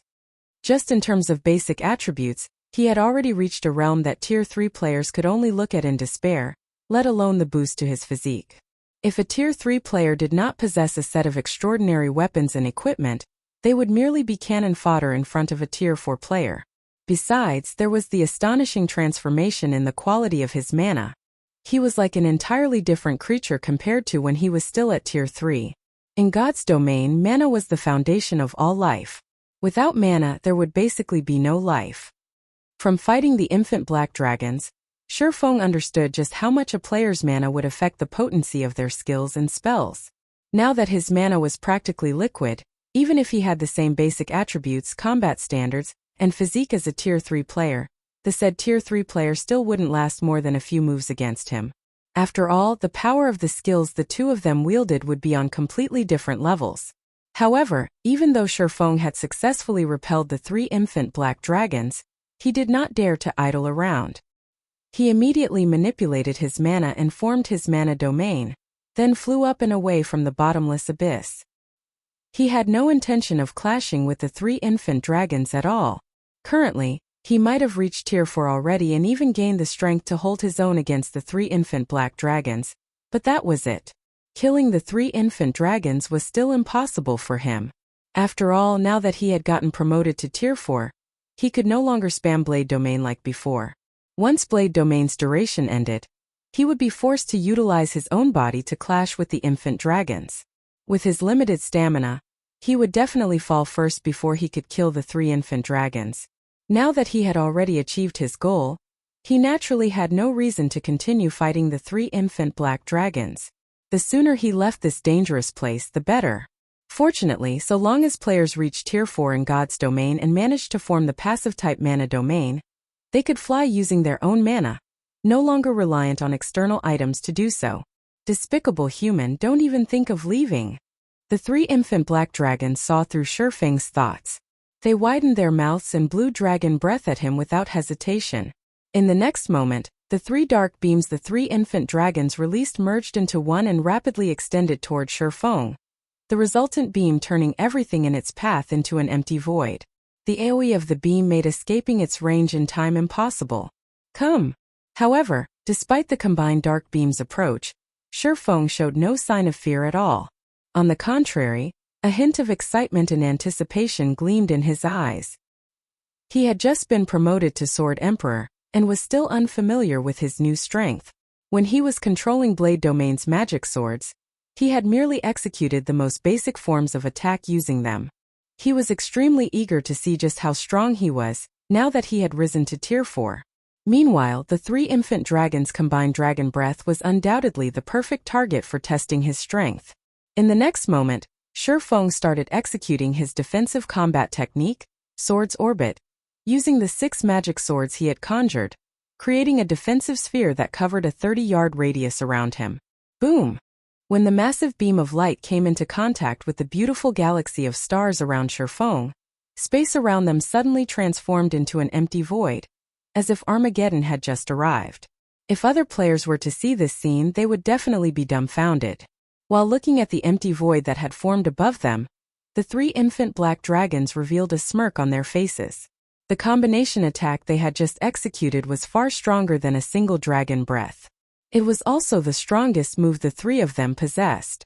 Although Shifeng had already been promoted to Tier 4, if he received the attack without using an invulnerability skill, he would still sustain heavy injuries. However, when the empty void started recovering to its original state, the smirks on the infant dragons' faces disappeared, replaced with a look of shock. After all, at this moment, let alone Shifeng suffering injuries, even his equipment wasn't scratched. It was as if their combination attack was nothing but a light breeze to him. Read latest chapters at Wuxia World. Even an advanced combat technique has been strengthened to such an extent? Shifeng was astonished as he looked at the empty void around him. Although he had known that Sword's Orbit was up to defending against the 3 infant black dragons' combined dragon breath, as he now possessed much greater basic attributes, he never thought that he could stop their attacks so easily. Earlier he had clearly used Sword's Orbit just like normal, yet it was as if the technique had transformed into a magic array. The moment he executed Sword's Orbit, the ambient mana had actually gathered around him and strengthened the power of his technique, to the point where it was equivalent to a Tier 4 defensive skill. Given Sword's Orbit's performance, Shifeng suddenly felt that, if not for Blade Domain's limited duration, he might really have a chance of killing one of the 3 infant black dragons. Meanwhile, seeing that Blade Domain's duration was about to run out, Shifeng hurriedly controlled his mana and flew to the space-time vortex in the sky above the bottomless abyss and disappeared from the Legacy Land, leaving behind 3 dumbfounded infant black dragons. Chapter 2695. Sudden Change in God's Domain. Exodus Tales V2 Chapter 1. Sudden change in God's domain. Damn it. That heaven-blessed bastard got away. We're doomed. What should we do? How do we explain this to that great personage? Anger and panic filled the eyes of the 3 infant black dragons, as they watched Shifeng leave the bottomless abyss through the space-time vortex. A sense of helplessness also suffused their trembling voices when they spoke. Our original plan is already ruined. Now that the legacy has been stolen, that great personage will definitely not spare us once he finds out. At this point, all we can do is scatter and flee. Otherwise, none of us will survive. That's our only option now. Hopefully, that great personage will focus his anger on that heaven-blessed bastard, so that our chances of survival will be a little better. After the leading infant dragon spoke up, the 3 quickly reached a consensus.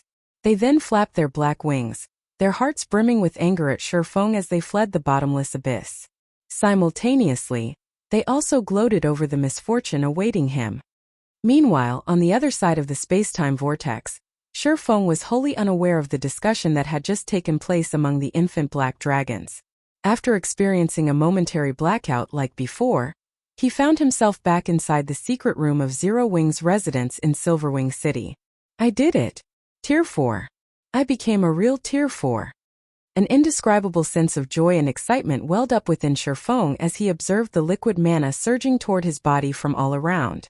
The dense mana continuously replenished his body's depleted mana and mended his haggard spirit. He had finally accomplished the goal that had eluded him in his previous life. Moreover, he had even reached Tier 4 with the hidden class Blade Saint.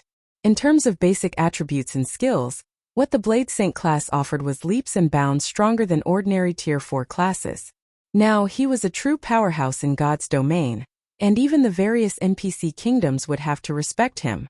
As Shifeng reveled in his success, the system's cold, monotonous voice suddenly entered his ears. System announcement. God's domain will undergo a major update. Simultaneously, the new expansion pack, Hero's Return, will be activated. All players will be logged out in 30 minutes. The update's estimated duration is 1 natural day. The system announcement appeared 3 times consecutively. Inevitably, everyone in God's domain was shocked. Shifeng was no exception. A major update. How is this possible? Shifeng looked at the system announcement displayed before him in confusion. Even after he reread it several times, incomprehension and doubt still filled his eyes. There were plenty of system updates in God's domain. However, even in his previous life, the game had undergone only 2 major updates throughout his 10 years of gaming. The first major update occurred 3 years after God's domain's official launch. There had already been plenty of Tier 4 players in the game at that time, and Tier 3 players were everywhere. Some players had even started attempting their Tier 5 promotions. Yet now, how long had it been since God's domain launched? God's domain's first major update was also the most memorable event for Shifeng. The update had shaken the entire world, transforming God's domain into the world's only game and entertainment. After the first major update, God's domain had become a completely different world from before. No longer the virtual reality game everyone thought it was. God's domain had become an existence beyond everyone's imagination. Players were no longer players but a group of special entities in God's domain. Be it God's domain's NPCs or monsters, both had existed as real people after the update, with their own lives and personalities. They had existed for the sake of survival. These changes had made God's domain a completely different world, no longer just a virtual reality game, but an existence that could instead affect the real world. At this moment, Shifeng wasn't the only person puzzled by the sudden arrival of this major update. Many players and the upper echelons of major powers were similarly surprised and confused by this situation. A major update? And it's even going to take 1 natural day? What is going on? Crap! I haven't even reached Tier 3. Yet the system's going through an upgrade. Is the system trying to take my life? For a while, players in God's domain voiced their complaints about and exasperation over the sudden system update. The update duration of 1 natural day caught everyone off guard, and they didn't know what to do with this unexpected free time. After all, at this point, God's domain had long since become a part of their lives. Logging into God's domain every day had already become an instinct. The previous system updates had lasted only a few to a dozen real-world hours. This 24-hour system update was simply maddening. Anyone who entered God's domain as part of the first batch of players knew that the difficulty of leveling up and killing monsters would increase substantially after a system update.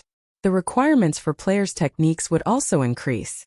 Hence, the major update would undoubtedly be a nightmare for players who had yet to reach Tier 3.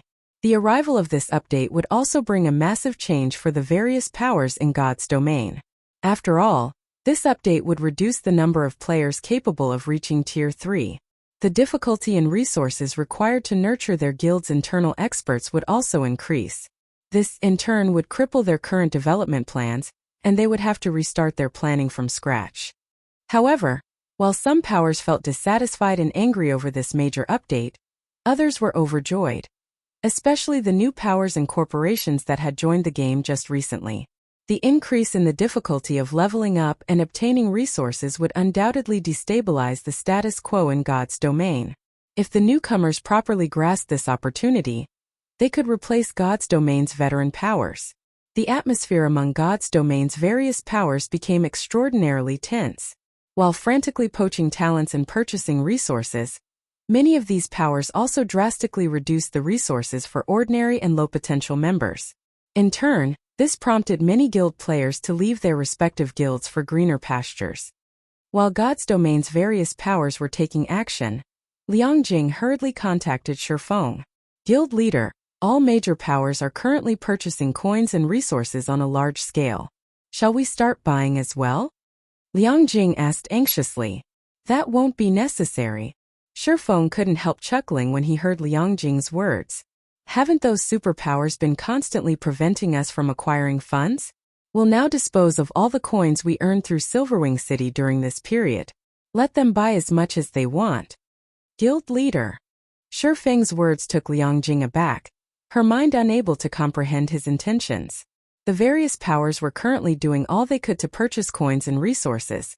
Yet Shifeng wanted to sell Zero Wing's coins in bulk. Once the system update ended, Zero Wing would end up in a pinch. Just do it. Shifeng smiled but didn't offer any additional explanation. According to past system updates, purchasing coins and resources in bulk was indeed the correct move. However, the system update this time would be different from previous ones.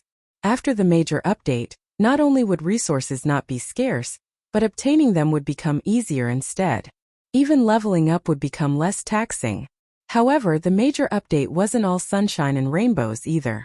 After the major update, whether external or internal, the requirements for players' promotion would become more stringent. Notably, the changes made toward mana would require a greater understanding and control of mana to manipulate it properly.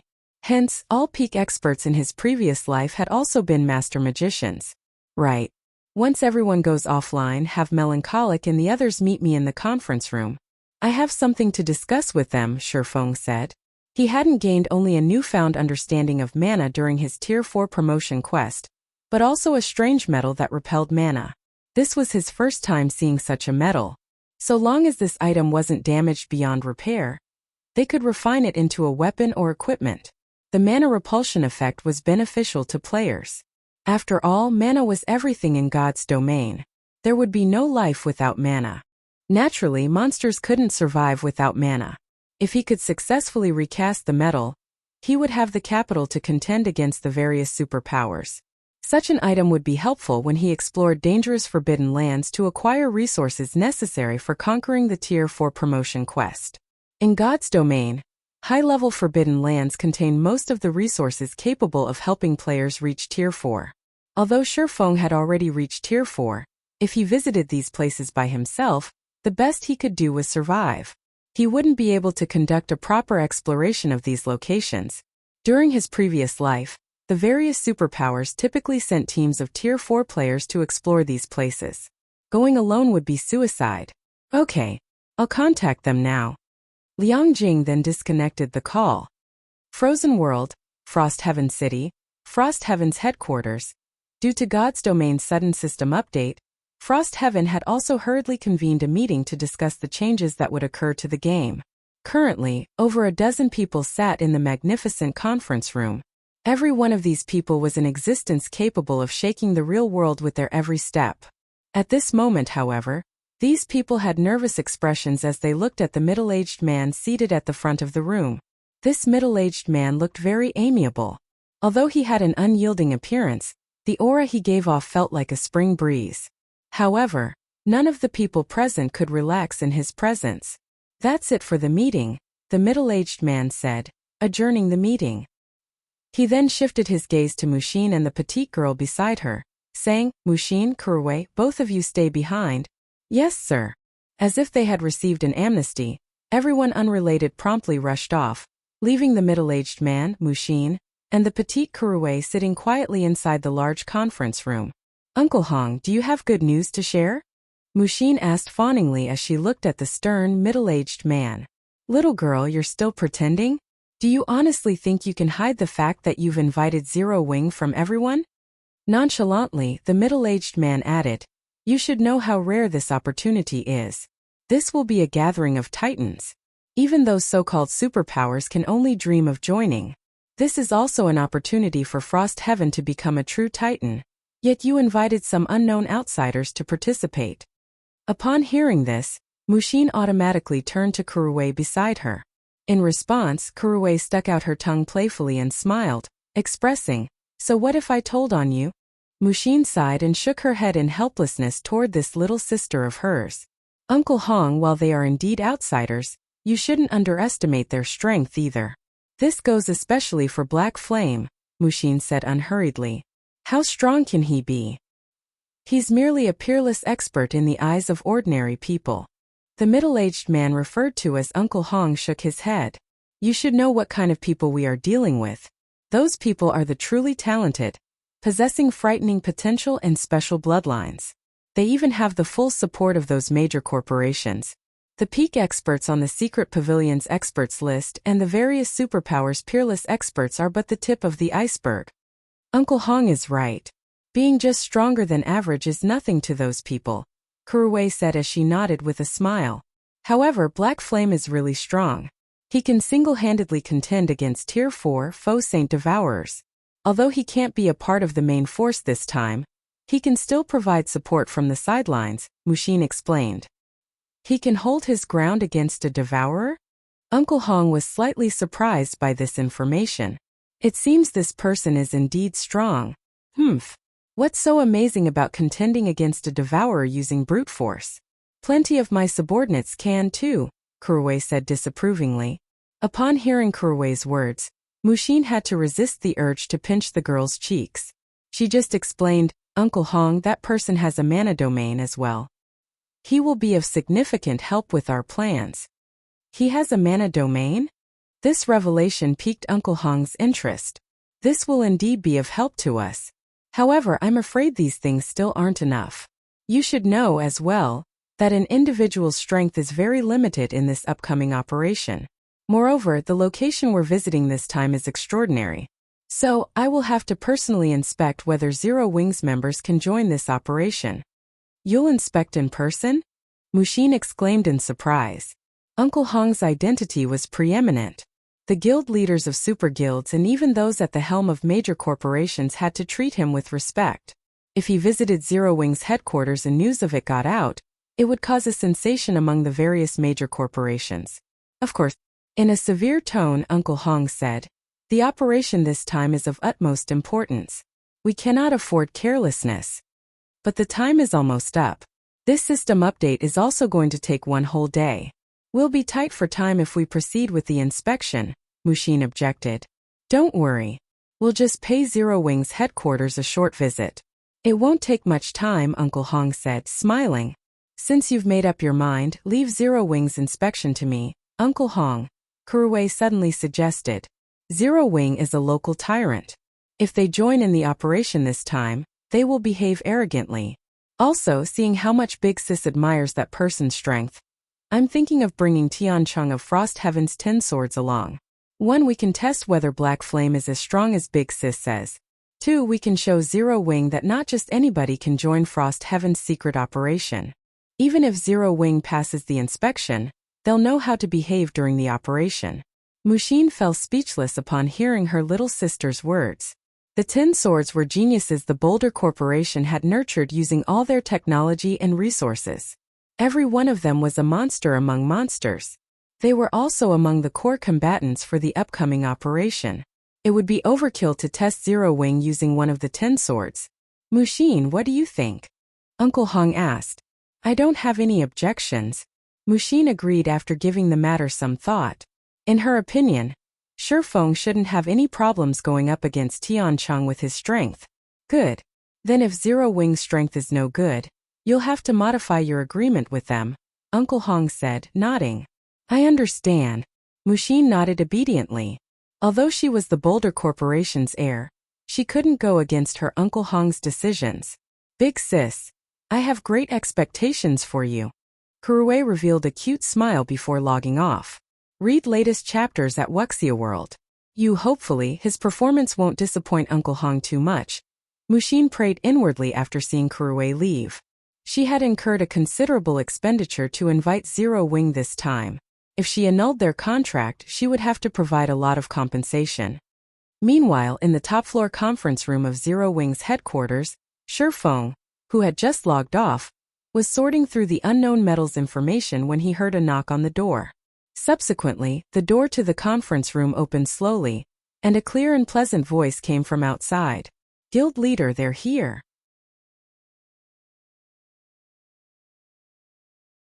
Chapter 2696. Ancient Fragments Exodus Tales Chapter 2696. Ancient Fragments under Liang Jing's lead. Melancholic Smile and several other people entered the luxurious and spacious conference room.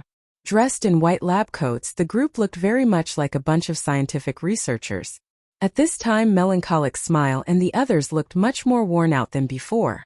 Exhaustion was apparent on their faces, and their hair was a mess, as if they had just recovered from a serious illness. Surefeng couldn't help his surprise at this situation. "What's the matter with you? Why do you all look so haggard?" Surefeng asked curiously. Since Zero Wing was now a large organization, it had plenty of management and production talents. There was no need for Melancholic Smile and the others to handle everything personally. "Guild leader, I want to file a complaint," protested Cream Cocoa, who had a shy personality. "A complaint?"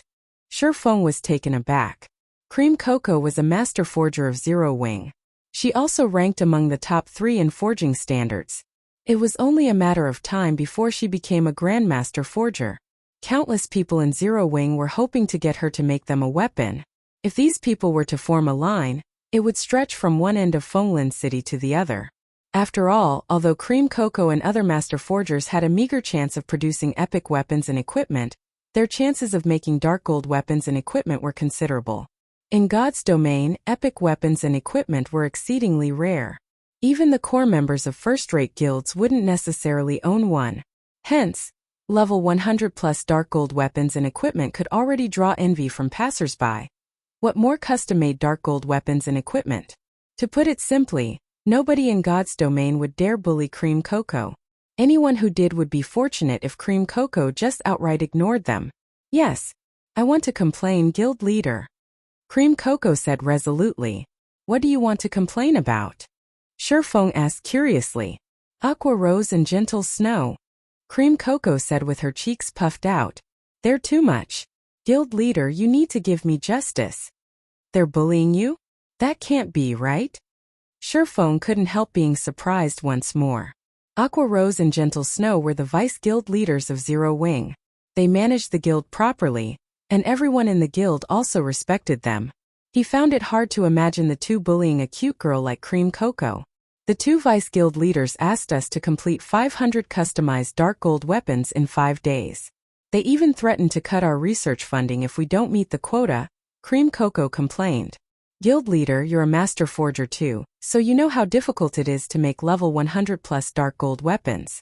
Let alone 5 days, we'll barely be able to make 500 in 10 days. The whole forging department has been working overtime, but we are still short 300 weapons after 3 days. No matter how you look at it, we can't complete them within the next 2 days." Melancholic Smile and the others nodded in agreement with Cream Cocoa's words. Customized level 100+ dark gold weapons were not cabbages. They were delicate works that required all of a forger's attention. The slightest mistake would lead to failure. That many? The number Cream Cocoa reported shocked Surefeng. 500 customized dark gold weapons was a significant number. Moreover, these weapons were level 100+ weapons. So many of such weapons could elevate a first-rate guild's core team's overall combat power to a whole new level. "What weapon did those 2 ask you to make?" Surefeng asked. "It's this one." Cream Cocoa pulled out a tablet from her coat and swiped her finger across the screen, transferring the information on her tablet to the conference table's holographic projector. The projection of a black spear appeared above the table. The spear was as tall as an adult human, and engraved on it were intricate magic patterns. The spear looked extraordinary at a glance. What a powerful spear! Surprise filled Surefeng's eyes as he read the spear's detailed information. Thunder Spear. Spear, dark gold consumable, level 110 equipment requirement. Strength 2000 ignore levels plus 30 ignore defense throwing distance increases according to the wielder's strength with a maximum of 3000 yards. Causes 1000% lightning damage to a 20-yard radius upon impact. How is this even a weapon? It's a long-range missile. Unfortunately, the spear was only for one-time use. If it had no limit, raiding field bosses would be child's play. Even Tier 2 players could easily challenge Tier 4 mythic bosses with such a spear. If they could mass-produce this spear, siege warfare would become a joke. However, Surefeng also had to admit that the Thunder Spear's production was truly challenging. The required materials were secondary, costing only 20 gold or so in all. The crucial problem was the drawing of the magic patterns. If one weren't at the master magician standard, the production success rate would drop dramatically. Guild leader, please talk to the vice guild leaders. 5 days is too short. We need 10 days at least, Cream Cocoa pleaded pitifully. I can talk to them about it. Surefeng nodded. He felt that Aqua Rose and Gentle Snow were indeed being difficult. That's great. You're the best guild leader. Cream Cocoa breathed out a sigh of relief. However, no sooner had Cream Cocoa finished speaking than Surefeng did a U-turn, saying, however, I hope you all can do your best to make 3,000 Thunder Spears during this period. Guild leader. Cream Cocoa couldn't believe her ears. I'm not trying to trouble you. Slowly, Surefeng explained, this item is indeed very important, especially with Zero Wing lacking in high-end combatants. With this trump card we can teach those hostile superpowers a lesson. The various superpowers currently didn't recognize Zero Wing as a superpower, because of the guild's lack of high-end combatants. However, a sufficient number of Thunder Spears could compensate for the guild's inadequate combat power. Of course I won't make you work in vain. Surefeng chuckled as he looked at Cream Cocoa's bitter face. He then brought out the unknown metals information and said, so long as you guys can complete this task, I'll let you research this metal. Cream Cocoa immediately criticized Surefeng's words in her mind, lumping her guild leader and vice guild leaders in the same group. He was completely ignoring her wishes and ruthlessly using her as a beast of labor. She couldn't engage at all in the crafting job she liked. However, after seeing the information displayed above the table, she fell into a daze. Besides Cream Cocoa, Melancholic Smile and the other master forgers present were also stupefied, a passionate flame igniting in their eyes as they stared at the projection above the table.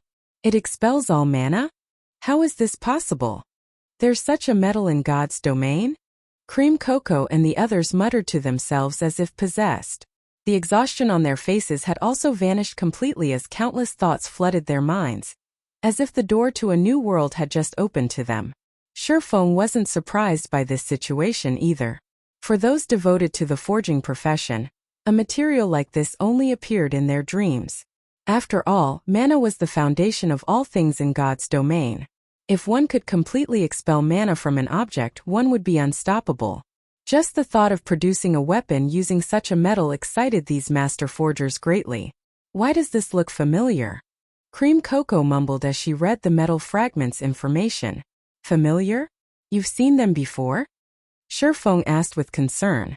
These metal fragments were so mysterious that even his omniscient eyes couldn't glean any information from them. Hence, he planned to give it to the forging department for research. I think I read about them in an ancient book. Cream Cocoa nodded after giving the matter some thought. This type of metal existed in ancient times. However, it wasn't something that appeared naturally in God's domain, but was created by ancient gods. Moreover, based on the appearance of these metal fragments, they should originally be parts of a whole. You're right. These metal fragments indeed look like the fragments of a sword, Surefeng said, nodding. Yet, for some reason, they can't be fused like fragmented legendary items. Although they can't be fused, I have a way to put these fragments together, Cream Cocoa said. But I'm not certain if this kind of patchwork will allow the weapon to exert its former power and effects. You have a way? Surefeng was even more surprised to hear this. These fragments were extraordinary. If they could be repaired to a certain extent and the resulting weapon only had the effect of expelling mana, it would still be a great weapon. There shouldn't be any problems, Cream Cocoa said with greater confidence. Okay. I'll leave these metal fragments with you. Just ask Melancholic for the materials you need. Surefeng did not doubt Cream Cocoa's confidence. After all, her talent was no joke. Only the short time she had come into contact with God's domain limited her. You said it yourself, guild leader. You must open all materials in the guild's material warehouse to me, Cream Cocoa said, beaming at Surefeng. All lifestyle players desperately needed precious materials. However, let alone legendary materials, even inferior legendary materials were hard to come by. Not even super guilds would give lifestyle players of her caliber free use of such materials. Now that Surefeng gave her carte blanche to use such materials, she naturally couldn't let this opportunity get away. Sure. Surefeng nodded. After giving the matter some more thought, though, he added, however, you still need to use them conservatively. Collecting those materials wasn't easy. Please rest assured, guild leader. I promise you I won't use them all. Cream Cocoa promised with a smile, afraid that Shifeng would take back his approval. Cream Cocoa behaved like a child who had just gotten a new toy, and Shifeng didn't know whether he should cry or laugh as he looked at her. Afterward, he sent all the information relevant to the metal fragments to Melancholic Smile and the others. As for whether the fragments could be repaired, he would leave that to luck. By the way, guild leader, the Azure Chamber of Commerce's members arrived yesterday. They are currently training with our guild's core members, and Duan Hanshan is their leader. However, as you have been busy, I didn't bother you about it, Liang Jing suddenly said. Duan Hanshan came in person? This piece of news puzzled Shifeng. Duan Hanshan was a giant in the Azure Chamber of Commerce. Typically, sending a management staff for a training meeting between guilds would be more than enough. It was inconceivable that a big shot like Duan Hanshan came in person. Do you want to meet them now? Liang Jing asked. Since Duan Hanshan came here in person as the guild leader, I naturally have to meet him. Make the necessary arrangements, Shifeng said. I'll get it done now. Liang Jing promptly left the conference room. Meanwhile, as Shifeng discussed the ancient fragments with Cream Cocoa and the others, 2 men and 2 women walked toward Zero Wing Tower. And leading this group was an amiable, middle-aged man. After observing Zero Wing's internal members coming and going from the building for some time, Kuruwei, the cute girl in a red dress, turned to the peerless beauty beside her. Smiling, she said, Big sis, it looks like Zero Wing is only average. Not only are there barely any people here, but most of them haven't even reached the refinement realm yet. I can't imagine what powerful experts Zero Wing can offer the operation this time. Read latest chapters at Wuxia World. Although Zero Wing's headquarters prosperity wouldn't necessarily have any relation to Zero Wing's strength, it should still reflect some of it. Mushin remained silent in response to Kuruwei's comment. While she knew that Zero Wing had just recently emerged, she never thought that the guild's headquarters would have so few members stationed in it. Moreover, the average strength of these members was appallingly weak. Let alone superpowers, they couldn't even hold a candle to the members found in the various pseudo-superpowers headquarters. Alright, let's go in and have a look. Uncle Hong frowned slightly. However, he didn't dwell on the matter, entering the lobby of Zero Wing's headquarters together with Mushin and the others.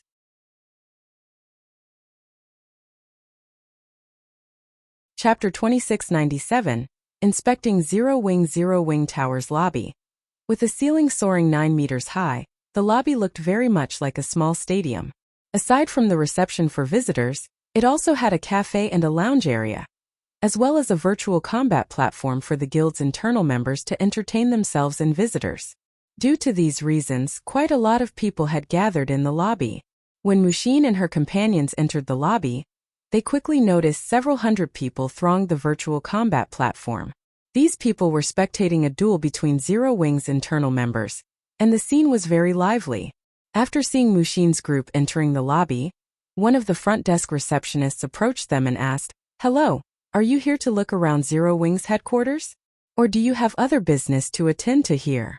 My 2 nieces are interested in Zero Wing, so I brought them here for a visit today, Uncle Hong explained with a smile. Certainly. The receptionist smiled and took out 4 visitor cards. You may visit up to the 9th floor with this visitor card. The floors beyond are only for internal members.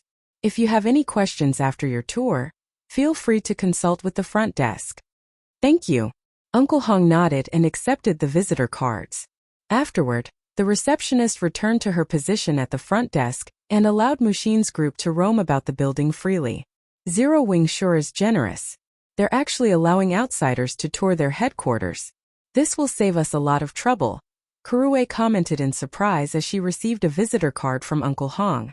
Usually, the various large guilds would place tight restrictions on their headquarters. Aside from the lobby, they generally wouldn't allow outsiders to visit other locations. They might be trying to lure more people to join Zero Wing, Mushin said. She more or less understood Zero Wing's circumstances. Although Zero Wing was prospering in God's domain, it remained an unknown entity in the real world. Despite having gone to great lengths to secure a guild headquarters, Zero Wing still lacked talents. Letting visitors tour its headquarters would undoubtedly give players unaware of Zero Wing's existence a better understanding of the guild. There are quite a few people here, but it's a pity that there are hardly any experts. Even the two people dueling are only at the half-step refinement realm, Kurue commented as she looked at the battle taking place at the virtual combat platform. She could tell the two duelists' combat standards at a glance. I think we should be more cautious when partnering with such a guild. Our plan involves a lot of things. If outsiders see that we can't even find capable helpers, they'll start looking down on Frost Heaven. However, even after Kurue finished speaking, Uncle Hong, Mushin and Tianqing surprisingly remained silent as they stared at a group of young men and women standing among the crowd. How unexpected! Zero Wing really cannot be underestimated. They've actually kept such talents hidden, Uncle Hong praised as he looked at the several youths. Talents? Kurue stared at those ordinary-looking youths in confusion. Young miss, you shouldn't underestimate those people. Although their auras aren't apparent, they are bona fide experts. That blue-haired guy, in particular, has completely restrained his aura. If I hadn't scrutinized him, I'm afraid I wouldn't even be aware of his existence. Tiancheng, the seemingly vulnerable and honest youth standing beside Kurue, explained quietly. Honestly, I'm not confident I can win against him. How is that possible? Tiancheng's words stunned Kurue. She suspected that the latter was joking with her. Tiancheng was one of the peerless geniuses Frost Heaven cultivated. Not only had he reached the domain realm at a young age, but he also had a naturally gifted brain. His processing speed was much faster than ordinary people's. Even the older generation domain realm experts wouldn't necessarily be his match. How could Zero Wing possibly cultivate an expert rivaling Tiancheng? They shouldn't be Zero Wing members, Mushin suddenly said. They're not. Uncle Hong was slightly surprised. For such youthful experts to appear in Zero Wing's headquarters, how could they not be Zero Wing members? I've seen their information before. Although they look somewhat different in God's domain, their appearances are roughly the same. That blue-haired youth should be Solitary Frost, the strongest of Azure's younger generation. I heard even Violet Sword values him greatly, Mushin explained. Unlike Uncle Hong, who managed the guild from behind the scenes, Mushin was responsible for the guild's intelligence network. Hence, she had a much better understanding of God's domain's various powers than Uncle Hong, especially when it came to the various superpowers' younger generation. She placed great importance on collecting such information. Why would Azure's peerless genius run all the way here? Kurue grew even more puzzled at this revelation. The various superpowers treasured their peerless geniuses. They would shower these geniuses with all sorts of precious resources and require them to undergo strict training regimens every day. They wouldn't let these people leave their headquarters at will. Tiancheng was a similar case. If not to inspect Zero Wing's strength this time, he wouldn't have received permission to leave Frost Heaven's headquarters. Zero Wing really is interesting. Not only did Azure's peerless genius come running over, but so did an old fellow from Azure, Uncle Hong said as he gazed at a cool-headed, middle-aged man resting and drinking tea in a corner of the lobby. Old fellow. When Kurue checked the focus of Uncle Hong's attention, her mouth dropped wide open subconsciously. The man Uncle Hong was looking at was none other than Duan Hanshan, the strongest person of the Duan family's second generation. Duan Hanshan's reputation in the virtual gaming industry was in no way inferior to Uncle Hong's. Or to put it in another way, she had grown up listening to the stories of these men. For such a big shot to visit Zero Wing's headquarters personally was definitely big news. At the same time Hong Xinyuan noticed Duan Hanshan. Duan Hanshan also noticed Hong Xinyuan's presence. The two of them then smiled at each other. Come. Let's head over, Hong Xinyuan said, smiling. After saying so, Hong Xinyuan made his way to Duan Hanshan. As for Mushin and the others, they obediently followed him while bating their breaths. Old Hong, what brings you here? Duan Hanshan greeted Hong Xinyuan with a smile. My two nieces are interested in Zero Wing, so I came to look around, Hong Xinyuan replied perfunctorily. However, I'm curious as to why the Western Continent's ice demon is here. There still shouldn't be much interaction between the Eastern and Western continents. The Azure Chamber of Commerce mainly operated on the Western continent, and the businesses it had on the Eastern continent were very few. No matter how he thought about it, there shouldn't be much contact between Azure and Zero Wing.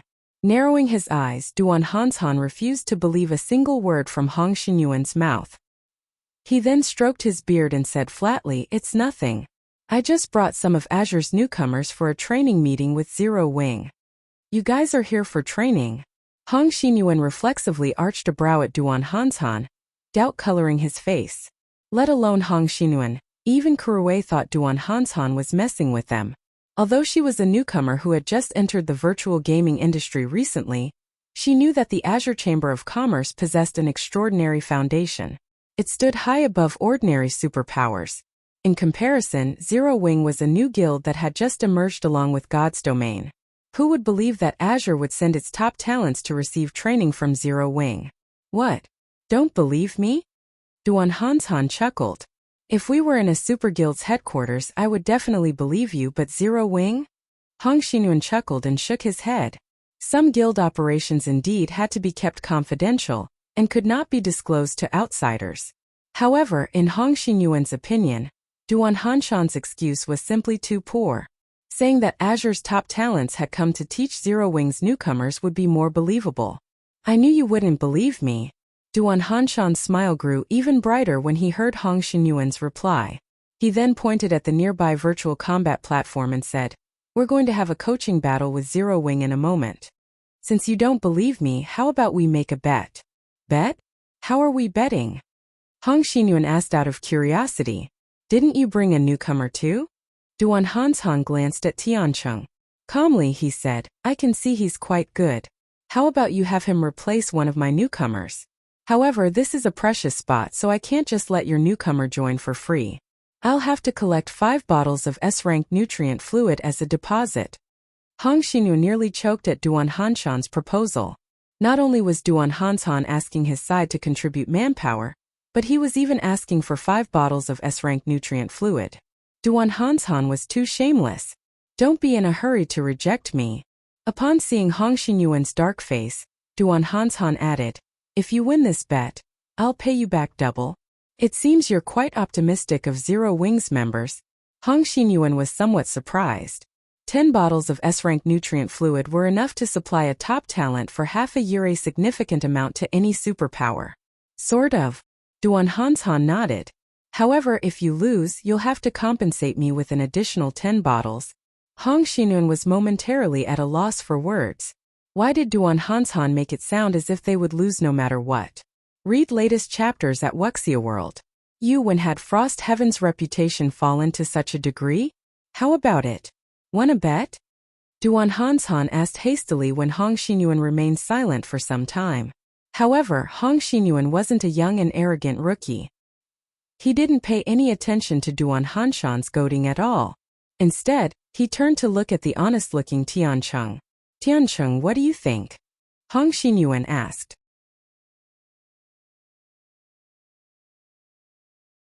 Chapter 2698 Zero Wing's Hidden Strength?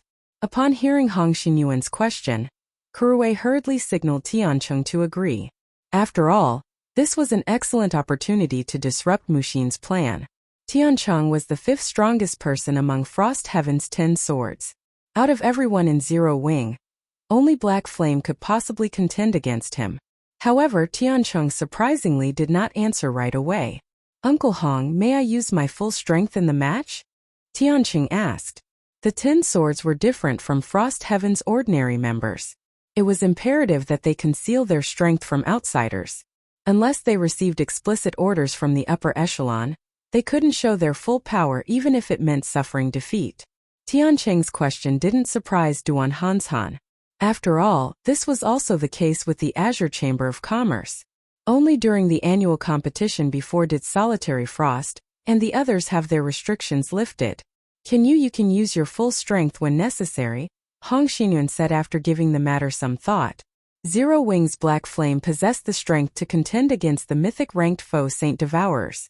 If Black Flame stepped forward as Zero Wing's representative, Tiancheng would undoubtedly lose if he held back his strength.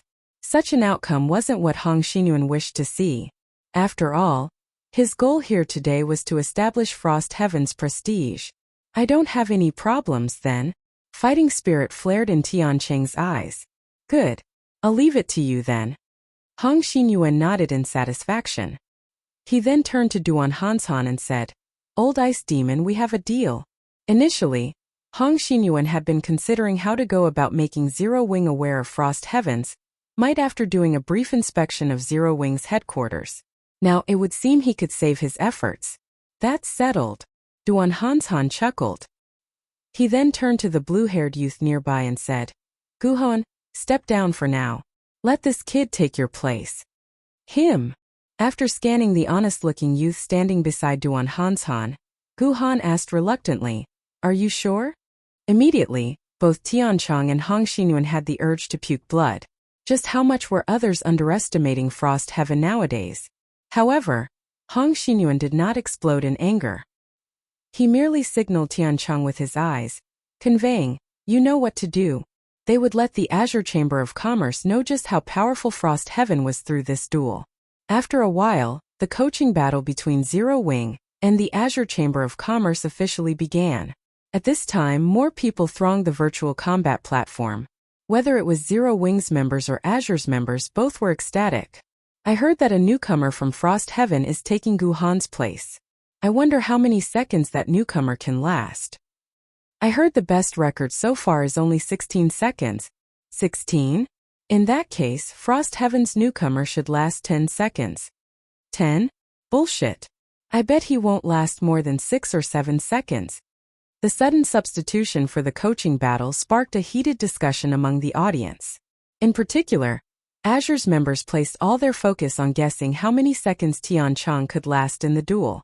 This situation had Kuruei gnashing her teeth and dumbfounded Mushin. Is it because Frost Heaven hasn't made any major movements recently? Is everyone treating us as pushovers already? Mushin felt that something was amiss as she eavesdropped on the discussions. The behavior of Azure's members was too strange. Every one of them spoke as if being able to last only several seconds against Zero Wing's representative was something to be proud of. None of them possessed the consciousness of an expert at all. After Tianchong sat within the virtual combat cabin, the door on the other side of the cabin slowly opened. A young and beautiful girl then walked in, sat on the battle seat directly opposite Tianchong, and gently donned the Link helmet. However, contrary to Tiancheng's expectations, his opponent did not exude an expert's temperament and sharpness at all. The girl next door type. Are you kidding me? Anger immediately stirred in Tiancheng's heart when he saw this girl. Initially, he thought that Zero Wing would send a great expert to fight him. He had even sought permission from Hong Xinyuan to use his full strength. However, not only did Zero Wing not send Black Flame to face him, but even the guild's 2 vice-guild leaders did not show up. Instead, it fielded a little girl. Zero Wing was thoroughly underestimating Frost Heaven. Old Ice Demon. This is the guild you have high hopes for? Hong Xinyuan chuckled involuntarily as he inspected Violet Cloud. After seeing Duan Hanshan's confidence, Hong Xinyuan had very nearly believed that there was more to Zero Wing than met the eye. However, given the current circumstances, it would seem he had been worried for nothing. Although Violet Cloud was indeed talented for reaching the Void Realm at such a young age, she was still way behind when compared to Tianchong. In fact, Tianchong should end the fight within seconds. Of course, upon seeing the smile on Hong Xinyuan's face, Duan Hanshan similarly smiled and suggested, Why don't we add to the wager, then? What? Are you regretting your decision? Hong Xinyuan smiled. No. In addition to the previous wager, how about we bet 100,000 magic crystals? Duan Hanshan suggested happily. What if I don't accept? Hong Xinyuan asked. In Hong Xinyuan's opinion, Duan Hanshan was simply trying to scare him into canceling their bet. With the major update God's domain was undergoing, the prices of magic crystals and various materials were bound to increase. Hence, the various superpowers were currently doing their best to collect as much of these resources as possible. No one was willing to sell. Moreover, 100,000 magic crystals was a considerable sum, one even Hong Xinyuan wouldn't wager casually. It doesn't matter if you refuse. It's up to you, Duan Hanshan said indifferently. Okay, I'll bet with you, Hong Xinyuan agreed after seeing Duan Hanshan give up so readily. Good. I knew you were a good person, Duan Hanshan chortled. A good person? Hong Xinyuan found Duan Hanshan's words strange. B10/B. Meanwhile, during their conversation, the holographic screen outside the combat cabin also displayed the battlefield Violet Cloud and Tiancheng stood on. The battlefield was a barren wilderness, with the two players 100 yards apart from each other. Both of them retained their attributes, levels, and equipment from when they logged out of God's domain. At this time, Tiancheng sported 6 pieces of epic equipment. The spear he held also gave off a dark glow and made the surrounding space tremble slightly, even while idle.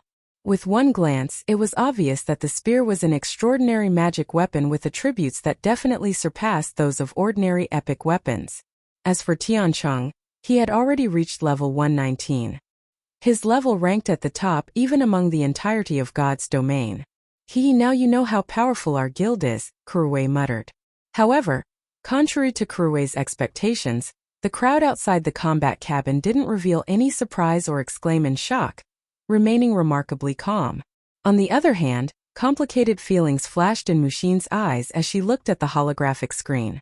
It was as if she had just seen something unbelievable. Kuruwei followed her elder sister's gaze. Violet Cloud, level 121. Violet Cloud was 2 levels higher than Tiancheng. Level 121? Kuruwei was dumbfounded. Frost Heaven had mobilized all its resources to help Tiancheng reach level 119.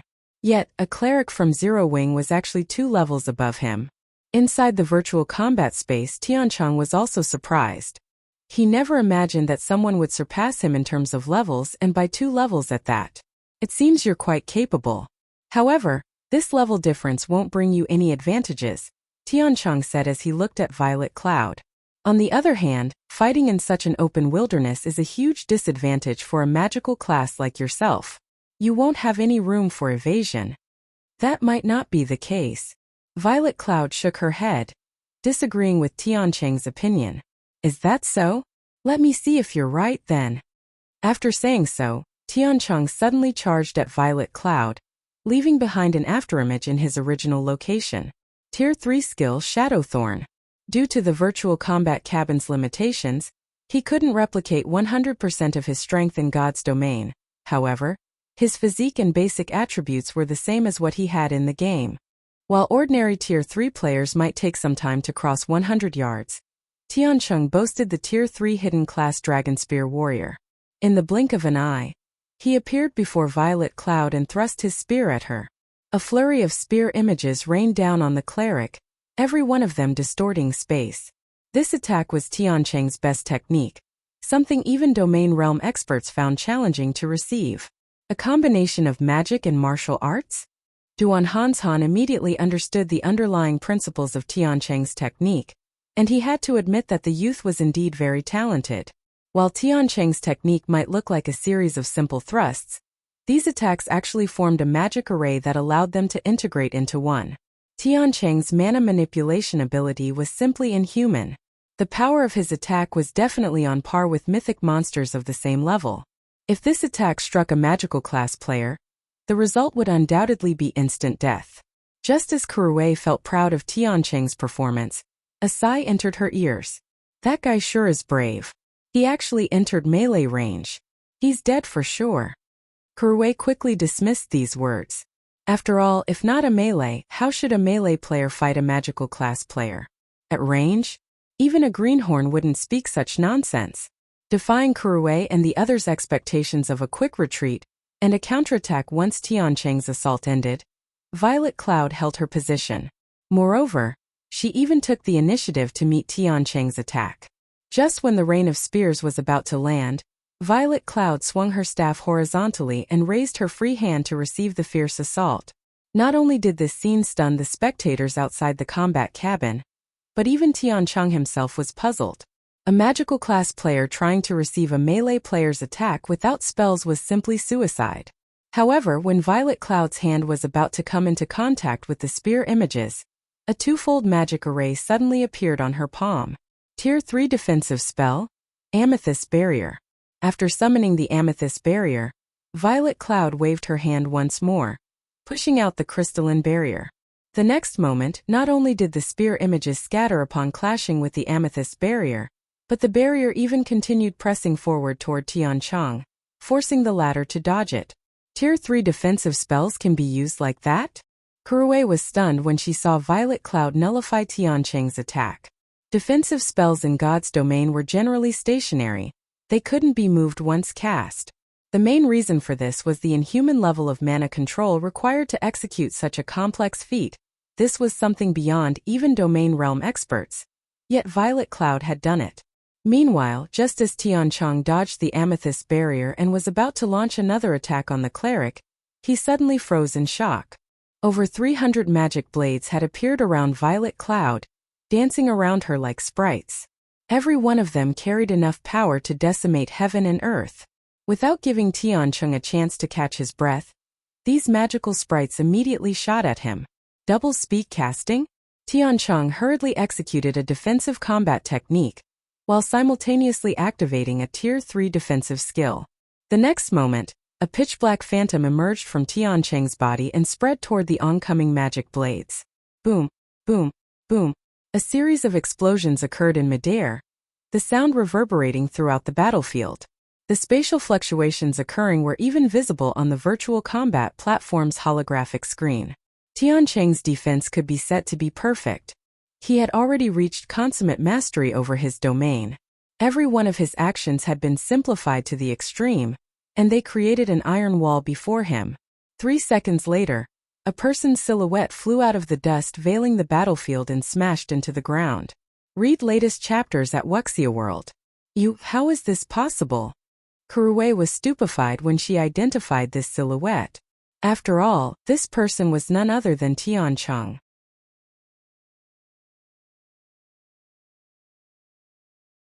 Chapter 2699 A Foregone Conclusion. He actually lost?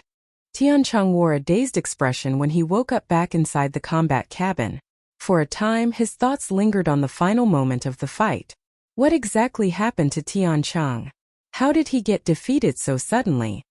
Questions flooded Kuruwei's mind as she stared at the holographic screen. Tiancheng was clearly holding his own against the magic blades a second ago. Yet, in the next second he got devoured by them. This situation was like a nightmare. Tiancheng had combined a bronze defensive combat technique with a Tier 3 defensive skill. Even Tier 4 mythic monsters couldn't have harmed him. How could a Tier 3 cleric like Violet Cloud possibly land an attack on him? However, unlike Kuruwei, none of the spectators around the Frost Heaven contingent were surprised by this situation. Azure's members in particular even felt that this was a reasonable outcome. She seized his mana.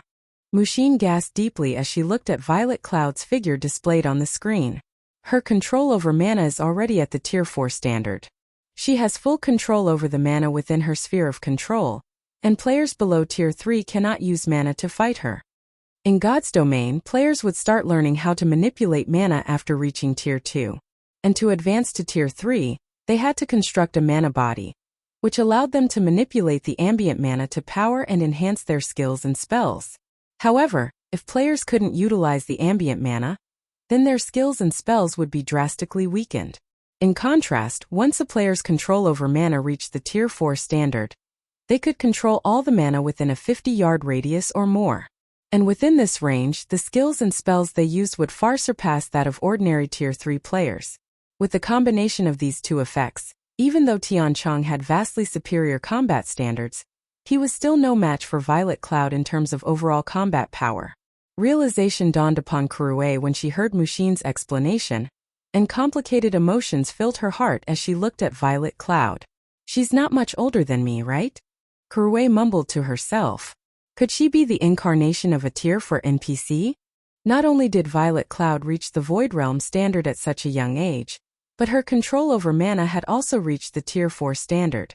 This was a feat that veteran domain realm experts had yet to accomplish. Hong Xinyuan, sitting beside Kuruwei, reacted surprisingly calmly to the duel's outcome. In fact, a hint of appreciation even appeared in his eyes as he looked at Violet Cloud. Old Hong, you didn't lose unjustly, right? Duan Hanshan asked as he stroked his beard. It seems you figured me out long ago. Hong Xinyuan didn't get angry over losing 15 bottles of S-rank nutrient fluid and 100,000 magic crystals. On the contrary, a smile even appeared on his face. Of course. Any well-informed superpower could find out about that matter. Duan Hanshan nodded. You didn't lose for nothing this time. You should know that Elder Sinful Flame lost to this young lady in our internal competition. You should be laughing at your harvest. However, what Duan Hansan didn't know was that the current violet cloud was much stronger than when she fought against Sinful Flame.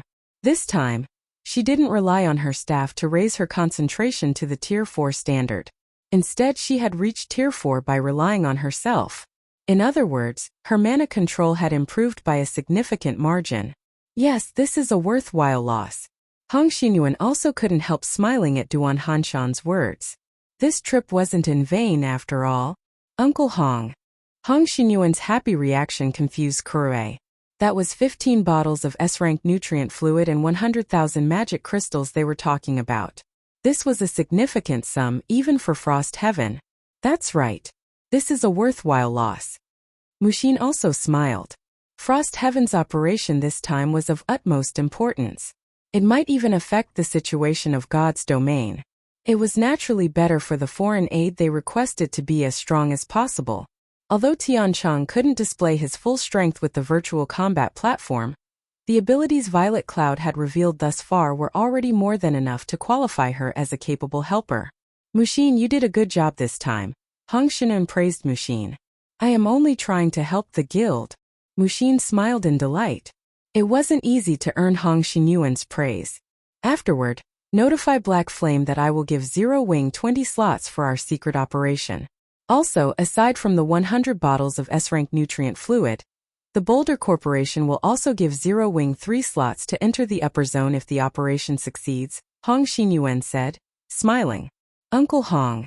Mushin was shocked. For a moment, she even thought her ears were playing tricks on her.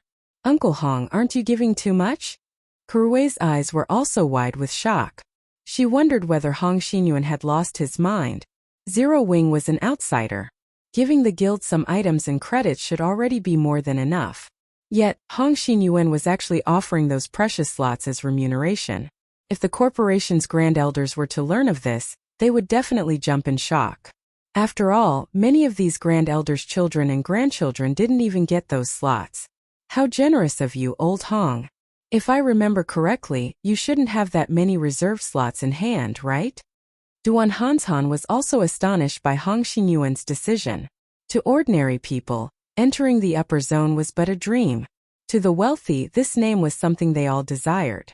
The upper zone was a special region the Green God Company had constructed, and only select megacities had it. In total, there were fewer than 60 upper zones worldwide. Meanwhile, the main reason why countless wealthy people sought to enter the upper zone was longevity and youth. According to statistics gathered 50 years ago, the average life expectancy of people living in the upper zones had already reached 130 years. In addition, residents could remain in their prime up to 80 years old. In other words, an 80-year-old person living in an upper zone could be as physically fit as a 50-year-old person living in the outside world. And this was only the statistics from 50 years ago. The upper zones offered many other benefits. However, only residents would know what these benefits were. Meanwhile, the number of people allowed to enter the upper zones every year was limited. Moreover, one wouldn't necessarily be able to enter an upper zone just by having money. One also needed to meet certain conditions. Of course, the Green God Company would also reserve a number of slots for the international corporations that were its partners. However, this number was so incredibly small that these corporations couldn't bear giving any of their slots to outsiders. Only those who had made great contributions could receive a slot. For Hong Xinyuan to offer 3 slots to Zero Wing was an unreasonably generous move. I can still afford to give away 3 slots, Hong Xinyuan said, clicking his tongue. However, while he pretended not to care very much, the distress in his eyes couldn't escape any of the experts present. It seems you have it tough as well, Duan Hanshan said as he gave Hong Xinyuan a complicated look. Of those present, only he knew of some of the reasons behind Hong Xinyuan's decision. However, Duan Hanshan's words bewildered Mushin and Kurue. Alright, our goal has been achieved. We should go now. Hong Xinyuan chuckled without giving an explanation. He then turned around and walked out of the lobby, showing no intention of staying even a moment longer. After Hong Xinyuan's group left, Gu Han, who was standing some distance away, approached Duan Hanshan. Elder Duan, why did Frost Heaven pay Zero Wing a visit this time? Guhan asked out of curiosity. It's nothing important. Duan Hanshan took a deep breath, complex emotions darkening his eyes as he watched Hong Xinyuan's group exit the building. It's just that a big change is imminent, and the time you youngsters have is dwindling. Read latest chapters at Wuxia World. You a big change. Guhan grew even more confused at Duan Hanshan's words. Just as Guhan was about to ask more questions, Liang Jing walked out of an elevator and approached them. Elder Duan, our guild leader would like to see you, Liang Jing said respectfully. It seems your guild leader finally decided to come out. He really kept this old man waiting. Nodding, Duan Hanshan continued, it just so happens I want to talk to him about the Dragon Phoenix Pavilion. Lead the way. This way please, Elder Duan. Liang Jing led Duan Hanshan to the express elevator to the building's top floor.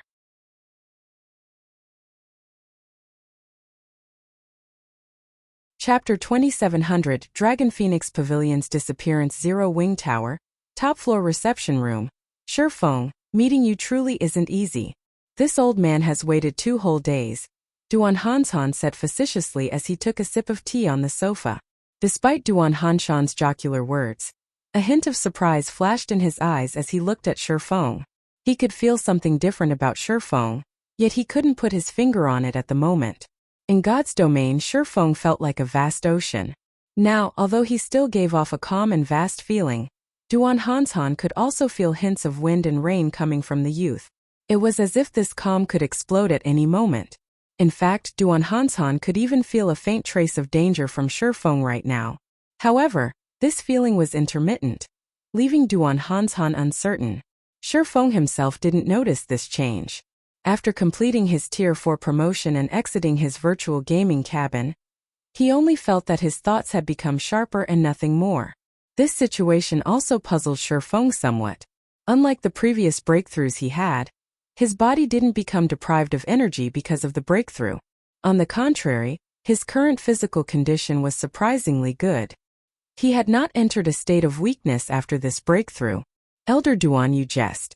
I truly had to go to great lengths to get out of God's domain, Shifeng explained. May I know why you decided to visit Zero Wing's headquarters personally this time? Did something big happen? Duan Hanshan was the Duan family's representative in the Azure Chamber of Commerce. His status was not the slightest bit inferior to that of the guild leaders of super first-rate guilds. No matter how one looked at it, there was no way someone of such status would escort a bunch of newcomers for training. This was especially true for Azure, a superpower that focused on commerce. Azure was much busier than combat-oriented guilds, as it had to maintain a vast and accurate information network. You really are a straightforward person. You behave nothing like the guild leaders of other powers. Duan Hanshan chuckled. However, I am similar to you in this aspect. In that case, I'll get straight to the point. Indeed, I didn't come here for the training meeting but another major event. This matter might even have something to do with Zero Wing. A major event that concerns Zero Wing? Shifeng couldn't help growing curious. May I know what this event is, Elder Duan? If even an individual like Duan Hanshan spoke of this matter as a major event, then it had to involve the various superpowers. However, based on what he heard from Liang Jing, aside from the system update, there shouldn't be any other major events in God's domain recently. You should be aware of what happened to the Dragon Phoenix Pavilion, right? Duan Hanshan asked. Yes. The Dragon Phoenix Pavilion's 3 pavilion masters disappeared together with their close aides, and there has been no news of them even now, Shifeng replied, nodding. The 3 pavilion masters' disappearance had caused an uproar among the various superpowers. He had also asked Mu Lingsha to inquire into the situation, but she still hadn't discovered anything thus far. The matter I spoke of is somewhat related to the Dragon Phoenix Pavilion, Duan Hanshan said, his expression growing serious. 2 days ago, the guild leader and vice-guild leaders of the 9-star family all disappeared. The 9-star family's leadership disappeared? How is this possible? Shifeng was stunned by the news. Not only was the 9-star family a super first-rate guild, but its background was even stronger than the Dragon Phoenix Pavilions. According to rumors, the guild had suddenly gained the support of a powerful corporation. It currently occupied a portion of several empires, and was close to catching up with Starlink. Moreover, the 9-star family had 6 vice guild leaders, who independently managed the guild branches in different empires. The fact that all of them had disappeared overnight was even more unbelievable than the simultaneous disappearance of the Dragon Phoenix Pavilion's 3 pavilion masters. As for the possibility of someone attacking the 9-star family's headquarters, that was even more impossible. After all, powers of such caliber possessed comprehensive security systems. Even several Grandmaster martial artists shouldn't be able to kidnap these people in secret. News of this matter has been blocked. Not many superpowers know of it, Duan Hanshan said in a quiet tone. What does this have to do with Zero Wing? Shifeng grew even more curious after hearing Duan Hanshan's words. Could the Dragon Phoenix Pavilion have a hand in this matter? No. Duan Hanshan shook his head. According to Azure's investigations, both the Dragon Phoenix Pavilions and 9-star family's leaders disappeared after secretly meeting with Saint's Hand. And according to inside information from the 9-star family, after the guild's leaders disappeared from the game, a group of mysterious people took their gaming cabins away. A group of mysterious people took their gaming cabins? Is this Saint's Hand's doing? After hearing Duan Hanshan's explanation, Shifeng suspected that the Dragon Phoenix Pavilion had faced a similar situation. Also, did you find out where their cabins were transported to? While we still don't know if this incident is related to that mysterious bunch in God's domain, we did find out where the cabins were transported to, Duan Hanshan replied, chuckling. Where? Shifeng asked curiously. Logically, with the forces the Dragon Phoenix Pavilion and 9-star family wielded, the 2 guilds should have been able to locate their leaders quickly. However, even now, there was no news from the Dragon Phoenix Pavilion. This was truly a bizarre situation. Duan Hanshan said these words one by one. The upper zone? The fog enveloping Shifeng's heart grew heavy. He simply couldn't understand what was going on. Phoenix Rain was merely one of the leaders of a super first-rate guild. Why would someone of her status be dragged into such a huge incident? Shifeng knew a little about the upper zone. It was a special region capable of extending the lifespan of its residents. However, not just any wealthy person could enter it. In the eyes of the upper zone's residents, ordinary corporations were no different from ants. Even the leaders of the major corporations backing the Azure Chamber of Commerce would have to maintain a low profile while inside the upper zone, all the more someone like Phoenix Rain. It wouldn't be far-fetched to say that there shouldn't be any relations between Phoenix Rain and the upper zone. Saint's Hand is deeply involved in this matter. I came here this time to tell you that it's best not to provoke Saint's Hand too much during this time. Who knows? Zero Wing might end up becoming the next 9-star family, Duan Hanshan warned earnestly. Provoke Saint's Hand? Revealing a bitter smile, Shifeng said, I've never taken the initiative to provoke them. To occupy the Orc Empire, Saint's Hand had already set its sights on Silverwing Town. It wasn't that he wanted to provoke Saint's Hand. Rather, the other party had already resolved to take his life. However, you don't have to worry too much about this either, Duan Hanshan said, chuckling. Don't need to worry? Shifeng asked, puzzled. Although he had adequate strength now, he was certain the security of Zero Wing's headquarters was far from comparable to that of the 9-star families and Dragon Phoenix Pavilion's headquarters. Frost Heaven's Hong Xinyuan has promised that so long as Zero Wing helps Frost Heaven complete the task you two agreed on, he will give Zero Wing 3 reserve slots to enter the upper zone, Duan Hanshan said, smiling. This is the opportunity of a lifetime. Any superpower would laugh to death if they receive such a wonderful opportunity. You should know how extraordinary the upper zones are. Those places are possibly the safest locations in the world. Although both the 9-star family and Dragon Phoenix Pavilion were super first-rate guilds, the corporations backing them lacked the power to secure slots to enter the upper zone for the guild's leadership. Otherwise, the 2 guilds wouldn't have faced such a predicament. This piece of news rendered Shifeng speechless. Just what is Frost Heaven trying to do for it to be so generous? These were reserved slots for the upper zone they were talking about. All else aside, just the upper zone's security aspect was already more than enough to make the various superpowers guild leaders go crazy. During his previous life, even when the guild leaders of first-rate guilds offered billions of credits, they still couldn't secure a slot in the upper zone. Only the guild leaders of super first-rate guilds could barely manage to do so. Yet now, Frost Heaven was actually offering 3 slots to Zero Wing. At this moment, Surefeng wouldn't be surprised if Frost Heaven wanted Zero Wing to mount a full-on assault on the 5 great super guilds. You're quite lucky, honestly. If it were any other time, Frost Heaven most likely wouldn't offer such a price for Zero Wing's help, Duan Hanshan said, sighing. As for what exactly Frost Heaven wants Zero Wing to do, I can't reveal it to you now. Someone from Frost Heaven will notify you when the time comes. In any case, it isn't a simple task. Zero Wing has to be careful. Otherwise, it wouldn't be surprising if Zero Wing were to perish. Thank you for your reminder, Elder Duan. Surefeng sincerely thanked Duan Hanshan. Duan Hanshan's willingness to reveal the Dragon Phoenix Pavilions and Saint's Hands matters to him already demonstrated Azure's sincerity in its partnership with Zero Wing.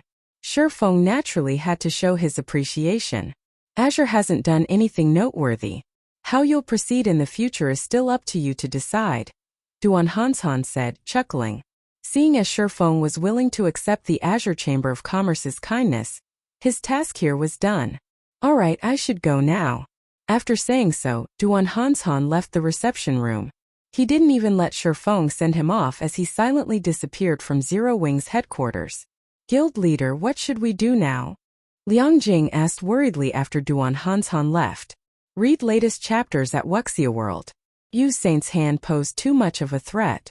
If they didn't act carefully, they might very well end up like the Dragon Phoenix Pavilion and 9-Star family. We can only take things as they come, Surefeng said. However, we'll have to reorganize our plans. Once God's Domain system update ends, have all of Zero Wing's main force members gather at Silverwing City. It's about time Zero Wing underwent some changes. God's Domain's major updates were extraordinary, each triggering a complete shift in the game structure.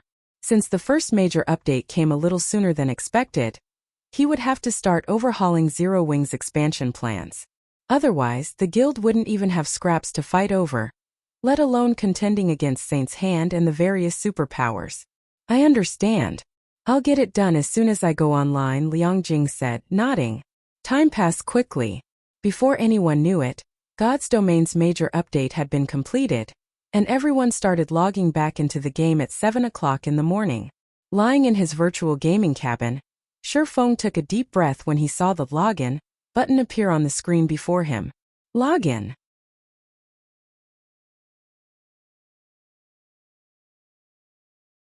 Chapter 2701 Era of Hegemony begins. Silverwing City, Zero Wing's residence. Along with a flash of brilliance in the underground secret room, Surefeng's figure gradually appeared. Unlike the previous times he had logged into God's Domain, Surefeng now felt a little dizzy, the dizziness lasting for several seconds. And when he recovered, he found that everything in front of him seemed completely different. If the previous God's Domain looked like an extremely high-definition image in Surefeng's eyes, then the current God's Domain looked like the real thing. In other words, the sense of reality he got from the game was on a completely different level. This kind of realism is so nostalgic. A smile appeared on Surefeng's face when he perceived his current situation. Most players wouldn't notice any significant changes in the game's realism after the major update. However, for Surefeng, who had fought in God's Domain for 10 years in his previous life, the changes were distinct. Previously, he constantly felt as if there was a barrier between his body and brain. He couldn't control his virtual body as easily as he did his real body no matter what. However, this barrier was now gone. It was like the difference between 99% and 100%. This kind of change might not mean anything to ordinary players, but the difference was massive for expert players. Take humans and gorillas, for example. Despite there being only a 1% genetic difference, the two were worlds apart. Combat in God's Domain was different from combat in the real world. Due to physical limitations, there were many techniques the human body could not exhibit in the real world. Take a child trying to lift a 1-ton sword, for example. With how tiny the child's physique was, such a feat would be impossible. However, what if the child's physique allowed him to swing the sword easily? One could easily imagine how terrifying the child's destructive power would be. After adjusting to the changes, Surefeng left the secret room, heading to his office to sort out the information on the major update. When Surefeng walked out of the secret room, the Tier 3 NPC guard stationed at its entrance panicked. Like a frightened rabbit, The guard hurriedly straightened his back and put on a respectful look. "Good morning, milord." The Tier 3 NPC respectfully saluted Shifeng. "Good morning." Shifeng nodded and smiled at the NPC named Flet. "It's finally here. I wonder how chaotic God's Domain's major forces will become?" In reality, the biggest change brought about by God's Domain's first major update wasn't in the realism, but the NPCs and monsters. Both NPCs and monsters gained their own thoughts after the major update. Yes, thoughts. Not intelligence. The so-called AI that powered the NPCs and monsters before was merely a well-designed program that could react to players' words and actions to a reasonable extent. Most of the NPCs and monsters in the game couldn't actually think for themselves. Generally, only NPCs at Tier 5 and above had such an ability. But now, no matter how weak the monster or NPC was, they would all have their own thoughts. This would bring about a great change to God's Domain. After all, from a certain perspective, NPCs and monsters were no longer different from real humans. With this change, fights with monsters and NPCs would feel no different from PvP fights. No, to be precise, fights against monsters and NPCs would become even more troublesome than PvP fights. Unlike players, monsters and NPCs were accustomed to fighting in God's Domain. Some monsters and individual NPCs had started fighting at birth and accumulated 10, 20, 30 years or more of experience. Their combat experience far exceeded that of ordinary players that had been in God's Domain for only 1 or 2 years. However, this still wasn't the greatest impact on God's Domain's players. What would really affect players were the changes in the behavior of NPCs and monsters. From now on, NPCs would not only actively hunt monsters, but also compete with players for various quests and resources at the Adventurers Association. They would even contest for the precious resources and opportunities needed for class promotions. When the first major update hit God's Domain in the past, this change had given the various powers a huge headache. After all, not only had they lost their monopoly on resources, but NPCs and monsters had even stolen a significant portion of these resources. Of course, this change came with its benefits as well. For example, players unaffiliated with any powers could choose to join NPC teams to do quests. This option instantly increased the survivability of independent players. It also allowed independent players to get their hands on resources and equipment that were previously unattainable. Meanwhile, after Shifeng left the underground hall, the NPC named Fret breathed out a deep sigh of relief. "The Lord seemed strange today. He normally doesn't talk to us guards, yet he actually said good morning to me today." Fret, who was clad in silver mail armor, thought in confusion as he looked at Shifeng's departing back. Did the Lord notice me slacking, so he greeted me as a warning? Thinking up to this point, Fret shivered involuntarily. This won't do. I mustn't slack off anymore. Such a good job is hard to find in the entire Star Moon Kingdom. If I lose it, those former colleagues of mine will definitely treat me as a joke. Fret raised his vigilance and straightened his posture even further. Meanwhile, when the other NPC guards in the underground hall saw Shifeng, they also started secretly discussing Shifeng's peculiar behavior today. Shifeng was someone standing in a lofty position. In the past, he normally wouldn't even say a word to them. He was basically the representation of coldness and ruthlessness. Yet, Shifeng gave off the feeling of a spring breeze today. This sudden transformation made the guards in the underground hall uneasy for some time. At this time, these NPCs weren't the only ones feeling doubtful and insecure. The players throughout God's Domain also felt surprised and confused by the changes to the game. The forums of God's Domain were also burning with discussions. Why do those NPCs feel like living people? They're even discussing us players in private. What is going on here? You think that's strange?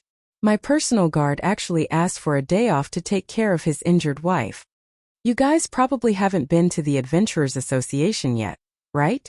Right now, NPCs are taking on the quests posted there. One NPC even seduced the beauty in my party to go questing with him.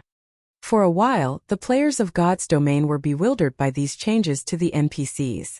Some found the changes novel, while others found them flabbergasting. However, most players rejoiced at these changes. Such sentient NPCs were simply unheard of. The players felt as if they had actually come to another world. This was especially true when they heard these NPCs discussing them. The NPCs would even rave about the experts among players. Some well-known expert players even had fans among the NPCs, a situation ordinary players couldn't help envying. However, unlike ordinary players, God's Domain's various major powers were far less delighted at these changes. In fact, these sudden changes were practically fatal to some of the smaller guilds. This was because the major update didn't just grant NPCs their own thoughts. The monsters out in the fields had also become much more troublesome to handle. This was especially true for monsters at the Lord rank or above. The wealth of combat experience they possessed made them even stronger than experts in terms of combat standards. A Lord-ranked monster could easily pummel a Tier 2 expert of the same level. Some great lords could even contend against Tier 3 experts. However, this still wasn't the worst part. The truly terrible change the major update brought was the removal of fixed dungeons. Dungeons were a stable source of equipment and materials for the various major powers in God's Domain. Quite a number of guilds would grind low-level dungeons for all sorts of materials rather than raid high-level dungeons. In fact, small guilds weren't the only ones to use this approach to secure materials. Even the various superpowers did so. After all, with the difficulty of high-level dungeons, raiding them would definitely result in casualties, which would, in turn, cause the players in the team to regress. Hence, the various superpowers took the more conservative approach to obtain materials. They would have only one vanguard team for raiding high-difficulty dungeons. That way, they could ensure that they possessed the latest and best equipment and materials available, while simultaneously having a large amount of basic materials to supply the vanguard team. However, that all changed with the game's major update. After the update, all the fixed dungeons had disappeared. Now, only dungeons that appeared at random were available. Meanwhile, some of these dungeons were challenging while some were a walk in the park. Moreover, every one of these dungeons could be raided only once before they disappeared. If one didn't raid the dungeon upon discovering it, there was a high chance someone else would raid it first. This change dumbfounded not only the various small guilds but even the superpowers.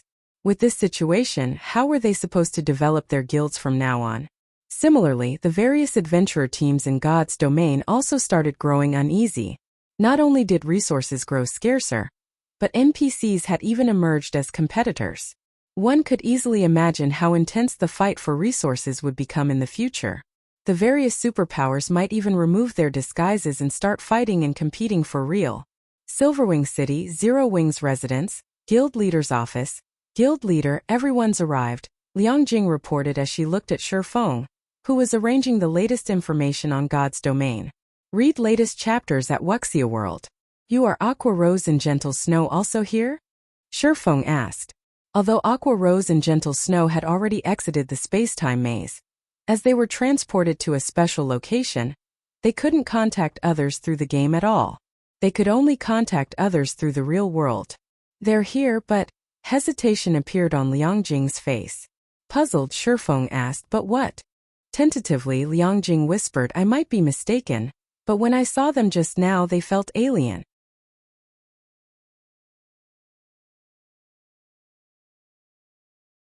Chapter 2702 Silence Alien.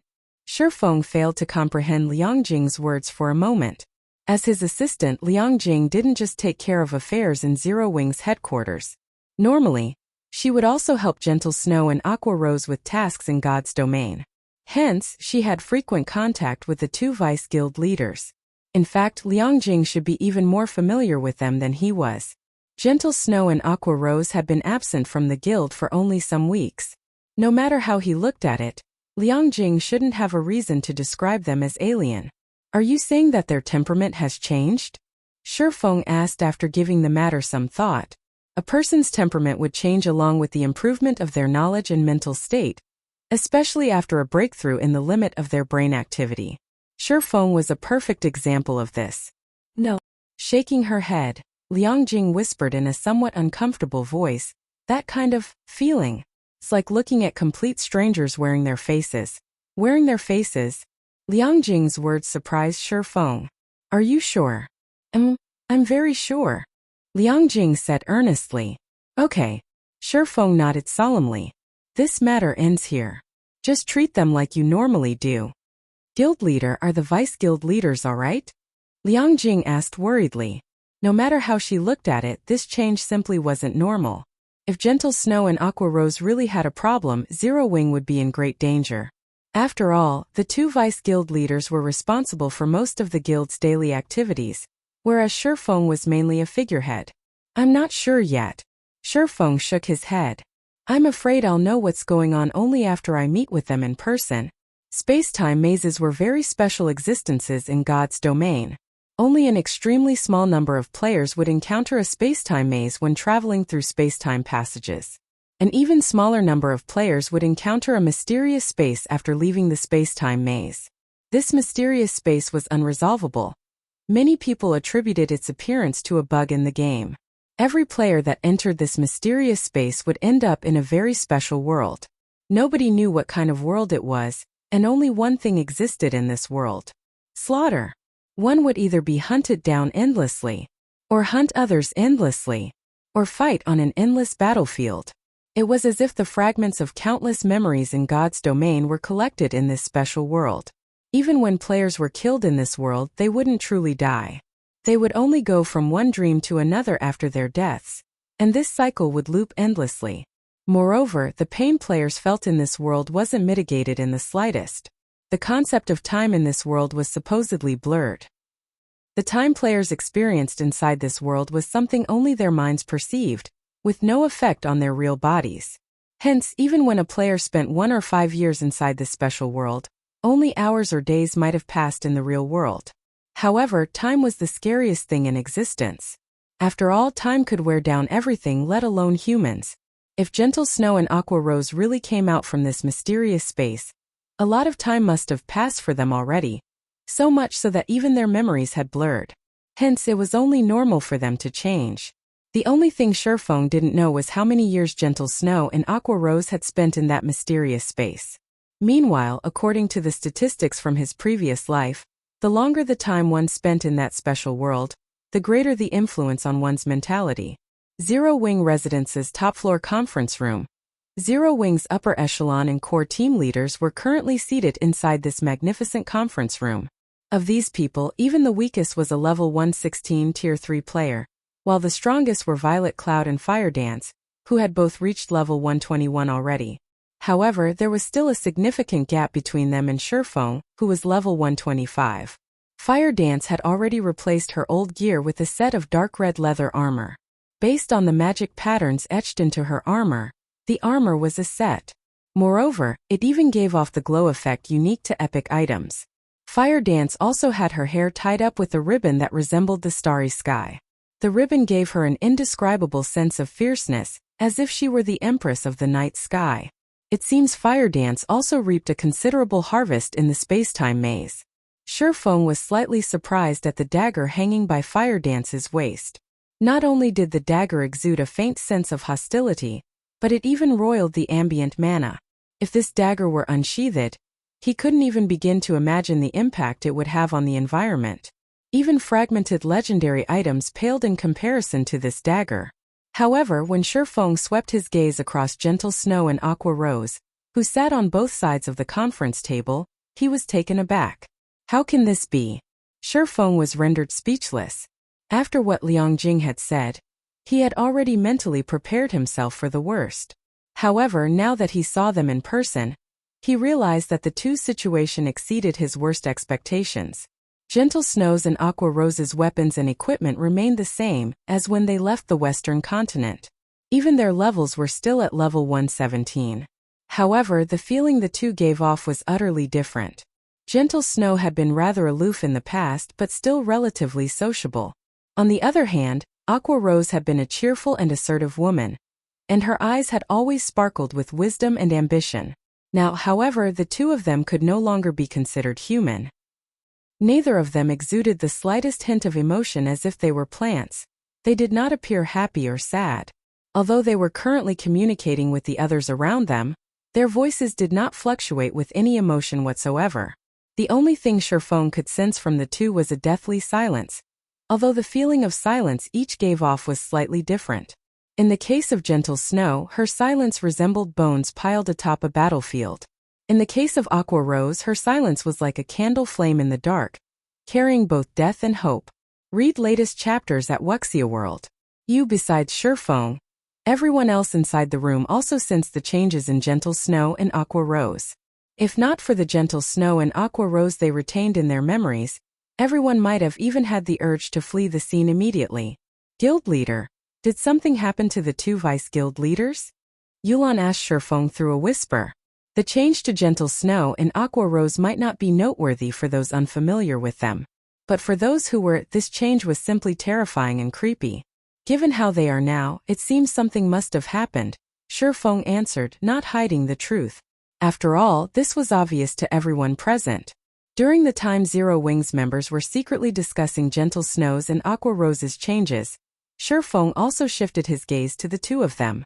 How long did you two live in that world? Shifeng asked them through a whisper.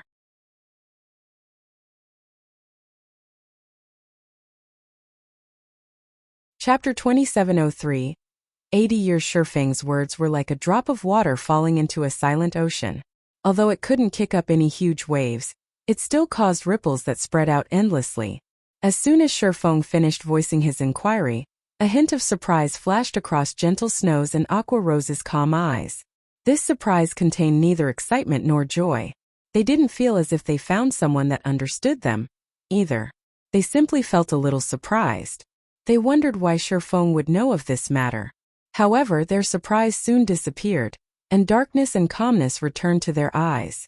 Afterward, Aqua Rose and Gentle Snow exchanged glances.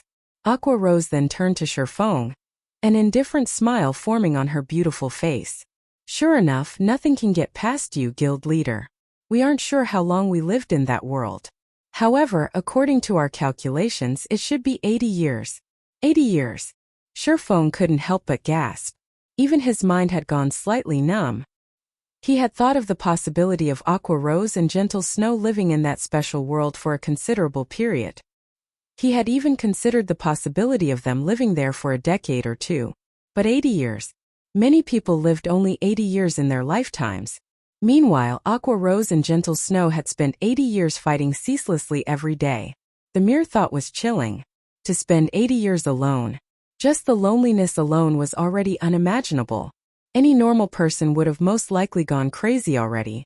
However, Aqua Rose's voice was incomparably calm, so calm that it was like she was talking about someone else's problem. 80 years. Complex emotions filled Shifeng's eyes as he quietly observed Aqua Rose and Gentle Snow. It's no wonder you two feel like monsters. The moment he laid eyes on Aqua Rose and Gentle Snow, he could already tell that the two of them were no longer human. After listening to Aqua Rose's explanation, he understood everything.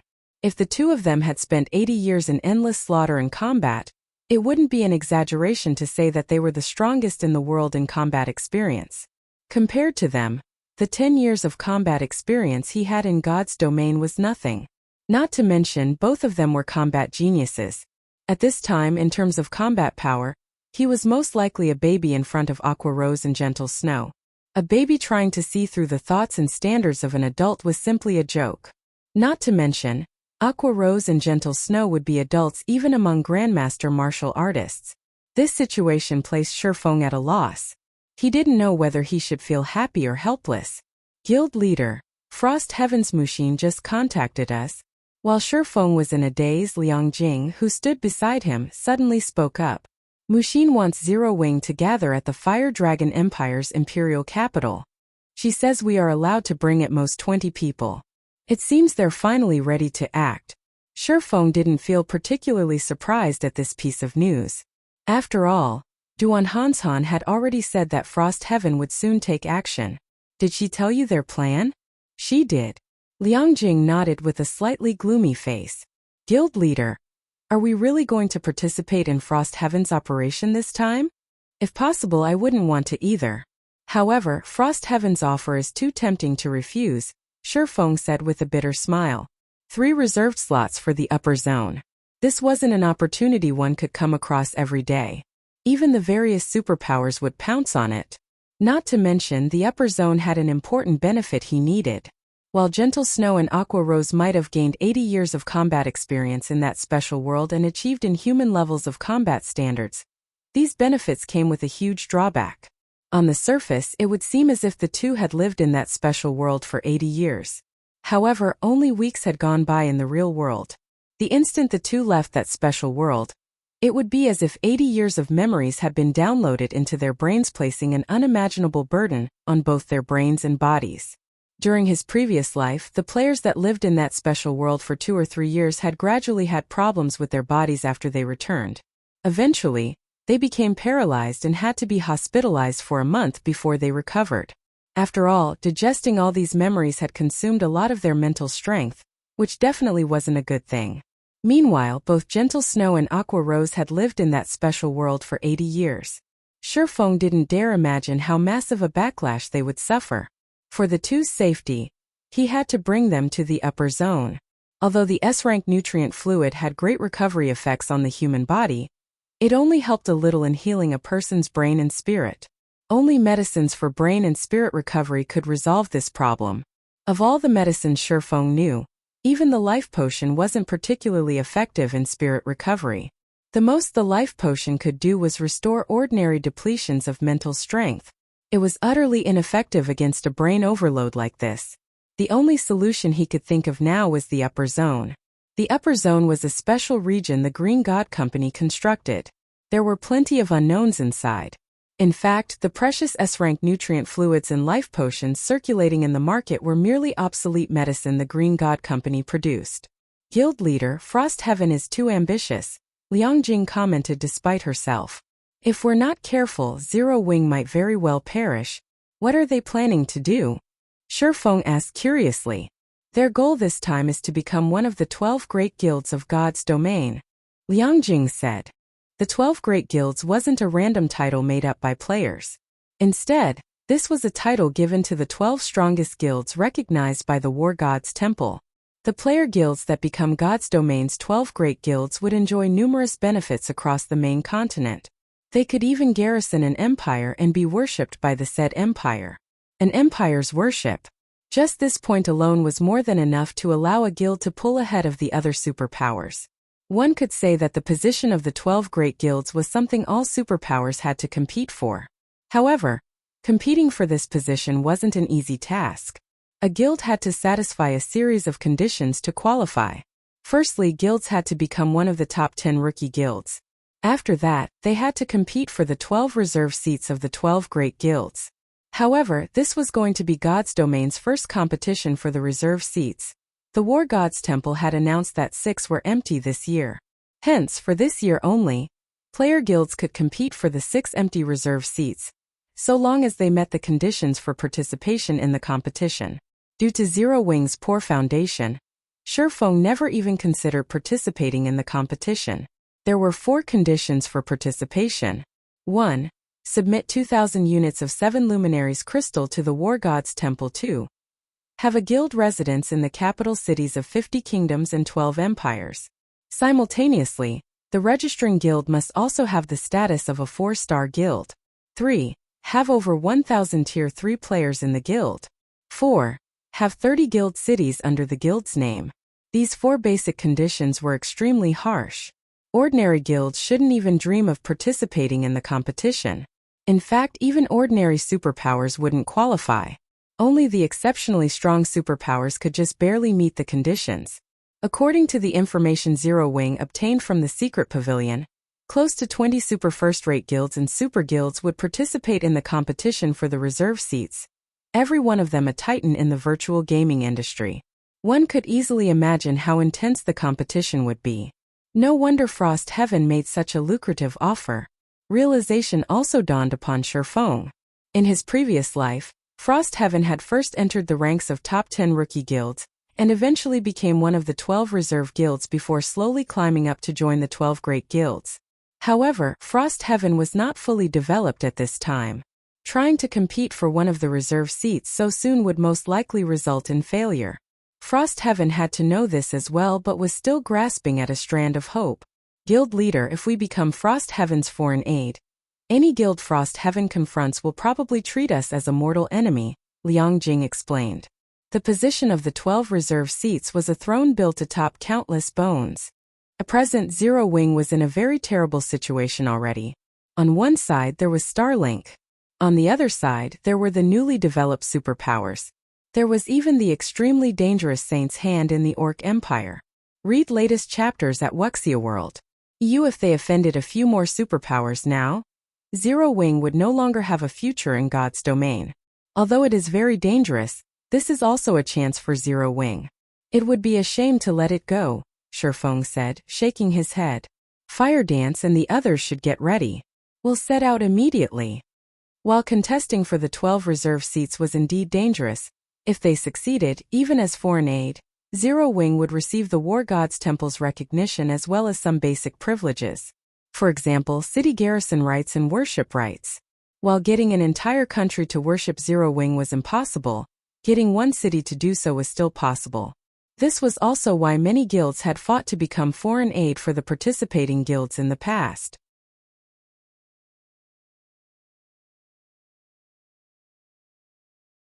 Chapter 2704. Maddening Start. Fire Dragon Empire. Flame Dragon City. Groups of players in black cloaks walked through the crowded commercial district of the imperial capital. What's going on? Why are there so many cloaked players on the streets today? Moreover, every one of them is so strong. A level 56, Tier 1 player, who came to the commercial district to upgrade his equipment, exclaimed in surprise when he saw the procession of cloaked players. Although Flame Dragon City was normally crowded with players, today's foot traffic was much more exaggerated than usual. Moreover, not only was the foot traffic triple the regular volume, but many of these new arrivals also gave off a strange vibe. In fact, players weren't the only ones wearing black cloaks. There were plenty of cloaked NPCs walking through the city as well, and every one of them radiated a terrifying aura. Although the city's resident NPCs were holding private discussions over this change, now that NPCs could think for themselves, they were deliberately avoiding players while discussing. This is normal. You've just started playing 5 Domain recently, so you might not know this, but today is the competition for the reserve seats of God's Domain's 12 great guilds. A level 109, Tier 3 man explained to the newcomer of his guild. God's Domain's 12 great guilds? The rookie shield warrior was surprised at his senior's words. Isn't that something determined by the Virtual Gaming Association? In the real world, the Virtual Gaming Association determined the publicly recognized super guilds annually. These positions were mostly fixed. Very few changes would occur every year. No. This event is hosted by the War God's Temple to determine God's Domain's 12 strongest guilds. It isn't a competition hosted in the real world, the Tier 3 man explained, chuckling. Does our guild have a chance to participate too? The rookie shield warrior asked, a hint of fighting spirit surfacing in his eyes. He had never heard of such a huge event happening in God's Domain before. Moreover, with God's Domain's current popularity, it wouldn't be an exaggeration to call it the world's biggest competition. If he could stand out in this competition, he would definitely rise to prominence. Currently, the various major corporations were offering unprecedented prices to recruit experts in God's Domain. In fact, the top 50 experts on the God's Domain's experts list made even more money than A-list celebrities. We want to join, but the entry threshold is just too high. Even first-rate guilds aren't qualified. The Tier 3 man smiled bitterly. Nowadays, the various powers of God's Domain were all talking about the reserve seat competition. Even NPCs were discussing it. The competition's influence was unprecedented. In such a major competition, let alone securing one of the reserve seats, just being able to participate would already serve as proof of a guild's strength. In that case, is everyone here to participate in the competition today? The rookie shield warrior asked. The cloaked people are most likely participants. As for everyone else, they should be here to spectate, the Tier 3 man explained. Spectate? Can we go watch as well? The rookie asked eagerly. I'm afraid that's not possible. The Tier 3 man replied with some embarrassment. The entry fee alone is 300 gold, while the VIP rooms cost 5,000 gold and 20 units of 7 luminaries crystal. Moreover, there are only 1,000 VIP rooms available. 300 gold was a huge sum, even for current Tier 3 players. In fact, most Tier 3 players didn't have 300 gold in their pockets. After all, with how high a Tier 3 player's daily expenses were, saving a lot of money was simply impossible. As for the VIP rooms, they were for the exclusive use of large guilds. Individuals simply couldn't afford them. The 5,000 gold aside, Just the 20 units of 7 luminaries crystal was already more than enough to distress first-rate guilds. What more second- and third-rate guilds? At this moment, the Tier 3 man wasn't the only person feeling embarrassed over this situation. Most of the other Tier 3 experts on the street also sighed. Spectating such a major competition would most likely yield a lot of benefits. I know, right? I heard that nearly 30 superpowers would participate in the competition, nearly one-third of them super guilds. Moreover, these superpowers are all sending their best. This is going to be the battle of a lifetime. I heard that too. Right now, everyone's going crazy over the VIP rooms. Some second- and third-rate guilds are even offering to pay double the price to get a room. Upon overhearing the discussions of other players on the street, the players who couldn't afford an entrance ticket yearned for one. God's Domain's various superpowers rarely waged war. They generally only fought in small skirmishes. However, the superpowers were now going all out. One could easily imagine how intense the competition would be. Meanwhile, such a major competition was held only once a year. Flame Dragon City, War God's Temple. At this time, the various superpowers members had already thronged the majestic headquarters of the Fire Dragon Empire's War God's Temple, numbering in the tens of thousands. Even the War God's Temple had no choice but to dispatch level 180 guards to maintain order. Meanwhile, on the top floor of a high-class restaurant near the War God's Temple, these superpowers are really being careful. Every one of their participating members has hidden their statistics and strength with black cloaks, Mu Lingsha said. Her lips curled in disappointment as she looked at the crowd outside. That's normal. This competition is going to determine which superpower will hold hegemonic rights over God's domain. It is only natural for them to try to hide as much information as possible. Anyone who exposes their cards now will only make easy targets of themselves, Unyielding Heart, who sat beside Mu Lingsha, said chuckling. However, I didn't expect for so many superpowers to apply for the competition in the Fire Dragon Empire. Although there are many empires in God's domain, only 4 of them are ancient nations. Any confident superpower wouldn't let go of these 4 nations. While guilds can register for the competition at any empire's capital, the guild that wins a reserve seat in their registered empire will receive additional benefits from the empire. Sighing, Mu Lingsha continued, It's a pity Unyielding Soul lacks accumulations. Otherwise, we could have come here to try our luck too. I wonder who will secure the 6 reserve seats? When Unyielding Heart spoke of the reserve seats, a hint of yearning appeared in his eyes. We can probably already determine who will get 5 out of the 6 seats. The last is the important one. I'm afraid those guilds are going to have a bloody battle, Mu Lingsha said gloatingly. The competition for the reserve seats was most likely going to be extremely intense. After all, if nothing unexpected happened, 5 of the 6 available seats would go to the 5 great super guilds. This left the other superpowers to compete over just 1 seat. The mere thought of the competition's intensity scared her. Look, Mythology's people are here, Mu Lingsha said as she looked at a group of undisguised players walking down the distant street. At the head of this team was none other than Cold Shadow. Mythology's arrival instantly cast a grim shadow over the plaza in front of the War God's Temple. Setting aside the fact that Mythology was one of the virtual gaming industry's publicly acknowledged 5 great super guilds, just the fact that Mythology's members were doing nothing to hide their strength already proved how confident Mythology was in its strength. Although this team from Mythology wasn't the main force that would participate in the competition, even the weakest in the team of several hundred was a level 116 Tier 3 player. Moreover, the base equipment standard of these people was level 115 fine gold set equipment. So this is Mythology's strength? As expected of one of the 5 great super guilds. Even the team they sent to register is already so powerful. I really wonder how strong Mythology's representative team on the Western continent is. The spectators from the various superpowers and large guilds couldn't help growing fearful when they looked at Mythology's team. Read latest chapters at Wuxia World.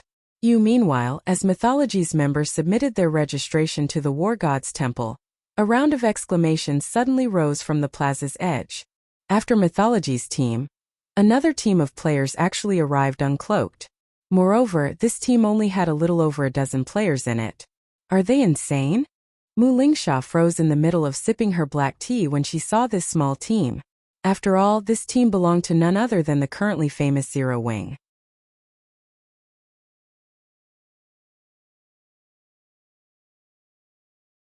Chapter 2705.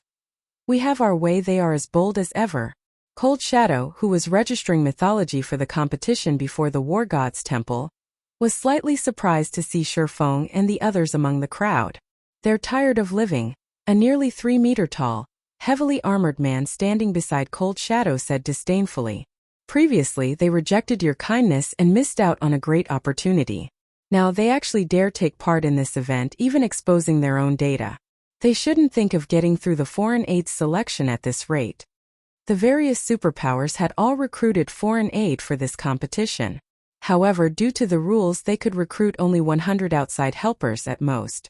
Moreover, each helper cost 30 units of 7 luminaries crystal to register, a huge burden on the various superpowers' finances.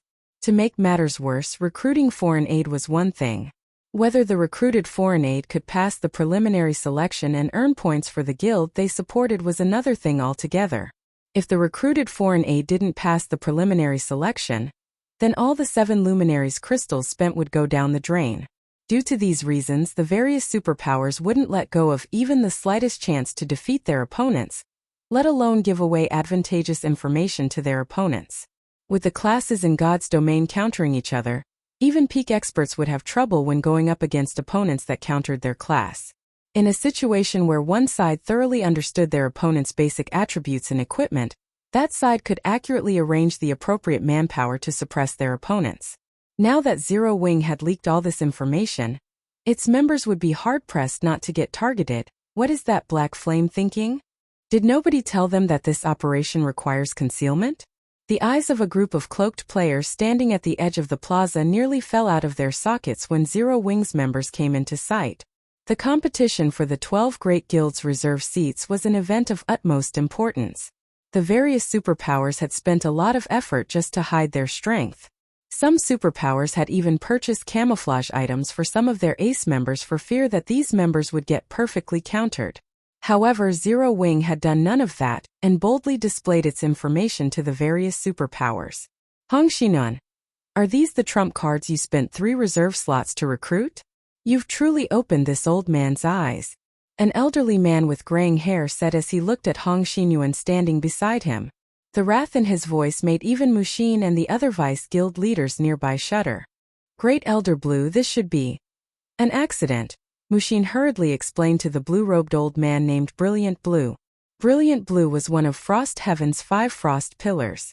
Previously, Brilliant Blue had nearly flipped over Frost Heaven because of Hong Xinyuan's decision to give away 3 upper zone reserve slots to Zero Wing. In the past, the Boulder Corporation had rejected Brilliant Blue's request for a reserve slot for his grandson. However, he had eventually dropped the matter. After all, the reserve slots were extremely precious, and the Green God Company wouldn't necessarily gift the Boulder Corporation with slots every year. Now, however, Hong Xinyuan had decided to give away 3 of these precious slots to a bunch of outsiders without even consulting with anyone. There was no way Brilliant Blue wouldn't get angry over this matter, especially with Zero Wing having made such a huge blunder now. An accident? Brilliant Blue laughed when he heard this. That's right. This is indeed an accident. An accident on a scale this old man has never seen before. Lon having no excuses for this situation, Hong Xinyuan said apologetically, some problems have indeed occurred this time, but Zero Wing's members are undoubtedly strong. They are indeed pretty good. Of the 17 of them, even the lowest leveled person is level 117, while the highest has even reached level 121. Each of them also has 6 pieces of epic equipment on average. This is a rare sight even among the various superpowers main force teams, Brilliant Blue said. He then turned to the other elders present and continued, however, they have exposed all their data now. It will be child's play for the other superpowers to counter them. Frost Heaven's 7 luminaries crystals aren't easy to come by. Every piece is exchanged using the guild members' blood and sweat. I don't want to see those crystals wasted. I suggest removing Zero Wing now and having my grandson's subordinates fill up the remaining slots. When Brilliant Blue finished speaking, the guild elders present fell silent for a while. I think what Great Elder Blue said is logical. Now that Zero Wing has made such a blunder, we do need to replace them. One of the Vice Guild leaders standing behind Brilliant Blue said and nodded. Blue's words aren't unreasonable. I also think that it is necessary to replace them, a white-haired Grand Elder said. The dispute over the reserve seats will greatly impact God's domain's future. It might even determine Frost Heaven's life and death. We cannot afford to be sloppy in this matter. We don't have to take such a risk either. That's right. There is indeed no need for us to take this risk. After the white-haired Grand Elder spoke up, the other guild elders present also started voicing their agreement with Brilliant Blue's suggestion. As for the matter of finding new foreign aid to replace Zero Wings members, nobody present was concerned about that. The various superpowers had prepared plenty of substitutes for today's event. Naturally, Frost Heaven wasn't an exception. Not to mention, Brilliant Blue's grandson wasn't some simpleton either. In fact, he had gained the title of Sloth in the Flower of Seven Sins. If not for his having joined the Flower of Seven Sins, he would have already become a vice-guild leader in Frost Heaven. Meanwhile, the Flower of Seven Sins was an organization proficient at assassination. Its members were natural killers. There was no superpower more adept at dealing with players than the Flower of Seven Sins, not even super guilds. Brilliant Blue's grandson was one of Frost Heaven's trump cards in this competition. Having the Flower of Seven Sins' peak experts replace Zero Wings members wouldn't be a problem at all. Of course, Brilliant Blue's selfishness also played a role in his decision. The 3 reserve slots Hong Xinyuan offered to Zero Wing were actually his personal property. They didn't belong to the guild or the Boulder Corporation. Brilliant Blue couldn't force Hong Xinyuan to give them to him. However, if Zero Wing got removed and Brilliant Blue's grandson helped Frost Heaven secure a reserve seat, Hong Xinyuan would have to give those 3 upper zone reserve slots to Brilliant Blue's grandson to preserve his reputation. Just as the various elders present were about to reach a consensus, someone interrupted them. "Dear elders, don't you think you're going a little too far?" Mushin said. "Mushin, where do you think we've gone too far? Do you find my words unreasonable?" Brilliant Blue asked in dissatisfaction. "What you said indeed makes sense, Great Elder Blue." Mushin nodded. However, Uncle Hong contributed nearly half of the 7 luminaries crystals we used to recruit foreign aid this time. If not for his contribution, Frost Heaven would have had difficulty collecting so many crystals. Now, Uncle Hong is only taking 17 slots for his own use, yet you are arbitrarily deciding to replace Zero Wing already. Isn't that a bit much? At least let Uncle Hong decide this matter himself. At Mushin's words, the Grand Elders and elders present fell silent. What Mushin said was the truth. Without the 7 luminaries crystals Hong Xinyuan contributed, they really wouldn't have been able to register so many outside helpers for the competition. Now, Hong Xinyuan wasn't even using 1/5 of the total slots. They indeed didn't have the right to reject or help Hong Xinyuan decide. What you say is correct, but we are also doing this in consideration of the guild's future, Brilliant Blue said righteously. Old Hong, didn't you contribute those crystals for the sake of the guild as well? Just when Brilliant Blue wanted to say something more, a dignified, middle-aged man in the team suddenly spoke up. Stop arguing. Do you plan to make fools of yourselves in front of the other superpowers? As soon as this middle-aged man spoke up, everyone present fell silent. Respect also appeared in everyone's eyes as they looked at this man. However, Brilliant Blue still refused to budge. Guild leader, we cannot afford to be careless in this matter. Others might be afraid of 7 Wonders, the guild leader of Frost Heaven, but not Brilliant Blue. Not only was Brilliant Blue one of the 5 Frost Pillars, but he was also 1 generation older than 7 Wonders. Hence, 7 Wonders still had to take his words seriously. Enough! 7 Wonders frowned. This matter ends here. We will not remove Zero Wing. However, what Great Elder Blue said is reasonable as well. Notify Zero Wing that we won't help them during the preliminary selection. This is their problem, so they have to solve it themselves. Frost Heaven does not have any excess combat power to spare. Guild leader. Mushin was startled. She never thought that 7 Wonders would make such a decision. This was equivalent to abandoning Zero Wing. Hong Xinyuan also frowned at this decision. Without Frost Heaven's assistance, Zero Wing would most likely have difficulty getting through the preliminaries. And even if Zero Wing passed, not many of them should remain. Enough! Get it done. 7 Wonders said resolutely. Understood, Mushin sighed. Mushin was powerless to change 7 Wonders' decision. She immediately relayed the news to Shifeng. As for how far Zero Wing could reach, that would depend entirely on Zero Wing itself. Guild leader, Frost Heaven is having us fend for ourselves, Yin Tianqing said, startled by the message Shifeng shared with the team. Yin Tianqing had advised Shifeng to conceal their information. However, Shifeng had rejected his suggestion. Now look what happened. Read latest chapters at Wuxia World. What do you guys think? Shifeng asked Fire Dance and the others, chuckling. Let them. We have our way of doing things. Why should we play by their rules? Fire Dance said nonchalantly. Big Sis Fire is right. I've also been itching for a good fight lately, Violet Cloud said, a hint of excitement flashing in her eyes. Similarly, Cola and the others also expressed their eagerness for a good fight. Since that's the case, let's go get registered. You're tuning in to the Li Mei Sword of Destiny YouTube channel. We're so grateful for your support, and don't forget to subscribe to join us on this incredible journey through captivating stories. Your generosity through donations truly makes a world of difference, as it's the primary source of revenue that allows me to expand and enhance this channel for you. Thank you from the bottom of my heart for being a part of this adventure.